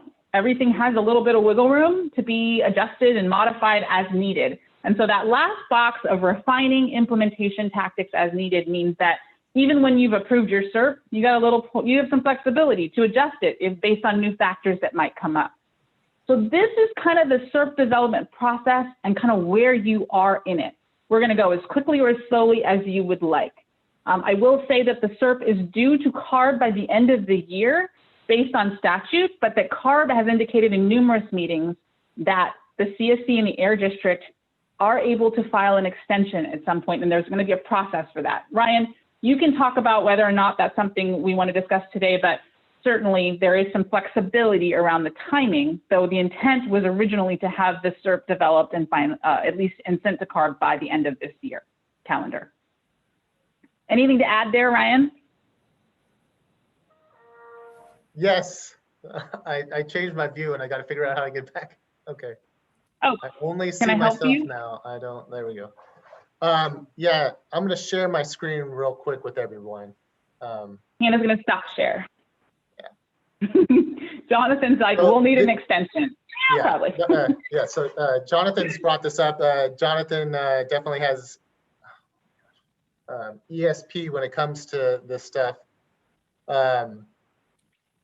You know, he was letting us know earlier on that we were going to have to, and you know, always being eternal optimists at the district, we wanted just to focus and continue and work with the committee. But at the same time, Catherine talked about it. Process is important, and wanting to make sure that everybody is fully comfortable with what we are doing. And so we hear the steering committee, and so I wanted to share this document that just magically disappeared from my computer, and I have no idea why. Let me stop sharing. It's pretty blank on our screen too, but we can still see your screen. It just went blank. Yeah, just how do I?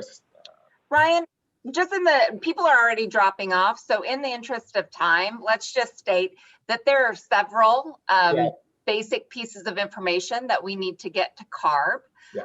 That basically just say what work has gone on and gives props to this committee for the enormous amount of time and energy that has already gone into the work. And we're going to throw some of that together and get it out to you guys so that then we can have a full discussion to make sure that this extension request that we're kicking to CARB, that it truly tells a complete picture. So our goal is to get that out to you before the December 2nd meeting so that we can discuss it on December 2nd. I don't think it needs to be something that gets voted on. I don't think it needs to be something that, you know, we have to go word by word through, because we have heard loud and clear from everyone that the goal is for a bit more time from CARB. And we can send out what Ryan was about to show tomorrow so that you can begin to kind of percolate in your head what needs to be in it. Perfect. Thank you so much, Jamie. Okay, one last thing I'll do before we go to public comment, and it's this. For the purposes of this committee and in speaking with, you know, everyone today, priorities are to make sure you feel heard, make sure you have time to deliberate, make sure their meetings end on time, that there's not too many over the holidays. So this is what our process could look like for SERP review. We've explained the process today. We'll explain it again at the next meeting to make sure there's not any questions, since we haven't had any time to really ask and answer questions. Then we're going to spend as much time as you want on each measure. We're going to discuss. We're going to discuss them in whatever detail you feel is necessary. Some of the measures have lots of consensus already based on comments. Others need a little more refinement. We're going to discuss those. We're only going to spend as much time as we need to on each measure. We're going to focus so that we can keep moving down the track, but we're going to try and balance the discuss and focus elements together. And then we're going to start sorting the measures, not necessarily voting like we just did, but sorting them so we can kind of put them in buckets that show where the priority is, how they're going to be kind of related to each other, and start thinking about what makes the most sense in the process. There are 25 incentive measures, I believe, if not a few more. And then there's even more implementation measures. So lots to discuss. This will take lots of time, and we want to give you the time and flexibility to engage as a committee, but also keep it moving forward. That's our job as facilitators, to keep you moving down the track. So we're going to try and do that as much as possible. Do we have any really quick questions about that? Because the next meeting, which is December 2nd, will be to discuss, to really dive into that CERP process and make sure that we're moving the needle. I don't see any hands, which is great, which means that we can move into the wrap up and the next step. And we can ask for additional CSC meetings based on the timing and the structure so far. We're going to need them. So the Air District's going to be sending out dates for additional meetings to get as much time as possible to get this done. That said, with an extension, which we'll discuss on the 2nd, we might have a little more time to stretch it out. So we might not need to really pull a lot of stuff into the holiday season. We're going to do our absolute best to accommodate your schedule so that the majority of people can participate, even though we were originally looking at a December date. So extensions certainly would be of interest. And there's some questions about stipends and extensions in there that I'll let the Air District ask and answer. I see no more questions there. I'm given a heads up about the meeting doodles that are going to come out.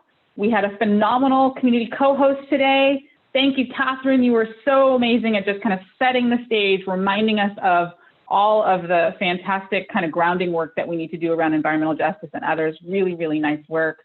Really perfectly dovetailed into how we're going to do this for the rest of the time, almost like we planned it, even though we didn't. So it's great that we're in sync that way. And then Matt, welcome. Happy to have you. And I know others are joining as well. The last thing that I will say is, Catherine, I don't see you on the screen, but I'm sure you're still here. Is there anything that you want to say as we wrap up before we go to public comment? Yeah, thank you, Erica, and the whole team who helped prepare for today's meeting.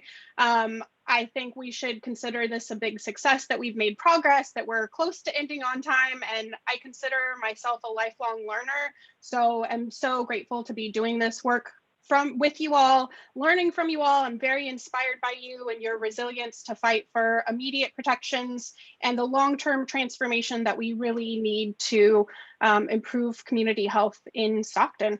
And I saw a couple of people did request to see the screenshot of the word cloud. So I'll just put that up really quickly so that people can see the words, the values, the people that really wanted to express. So really appreciate everybody's participation and engagement. Thank you all. It was my pleasure to be the co-host tonight. Awesome. That is so cool. Thank you. I love word clouds, and you guys were great at this. The other thing that was really nice today is that we tested out some technology we hadn't used before. ILG has used it. We love integrating it. And so you might see this again in the future as it makes sense in facilitating some of these conversations. Catherine, thank you so much for all of your insights. I'm going to ask my colleagues that are looking at the Facebook and online if there's any public comments. Is there anything on the public side that we want to check on? I also want to acknowledge that Carb has made a number of comments in the chat and didn't get a chance to really talk verbally very much today. Carb, is there anything that you want to offer at the very end of this meeting that you wanted to make sure people were aware of or that got reflected in the verbals? Nothing specific here from me. This is Scott Wall with the Area Resources Board. I think the district did a great job of explaining the options for extending the timeline for the CERP. So I've got nothing to add. Wonderful. Thank you, Scott. We need a co-host for the December 2nd meeting. You read my line, Jamie. Thank you. We need a co-host. She said it. And you have some big shoes to fill because the last two have been really amazing, but it is absolutely a fun job. And we love having the participation of the co-host.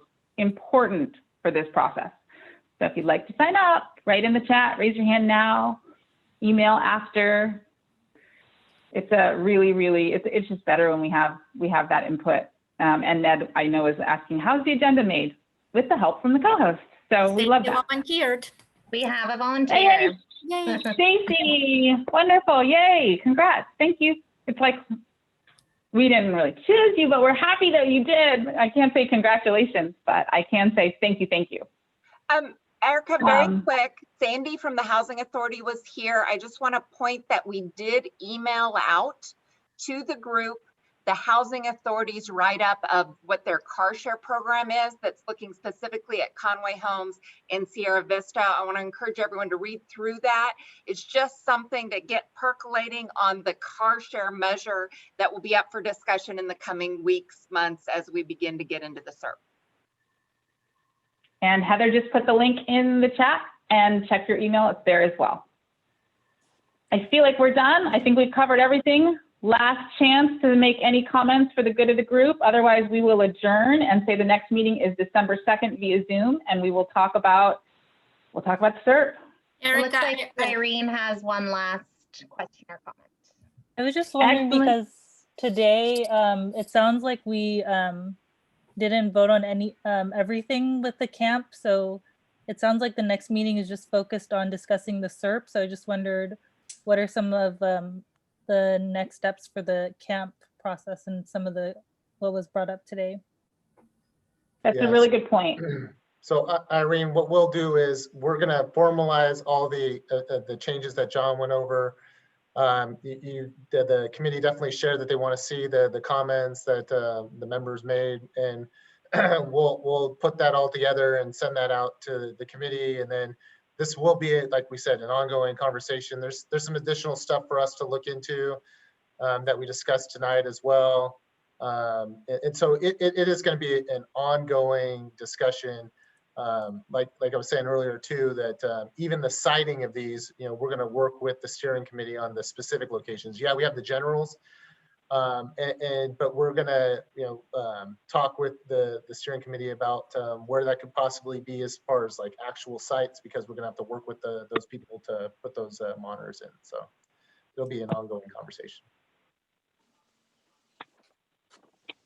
Thank you, Ryan. Now, I think we're done.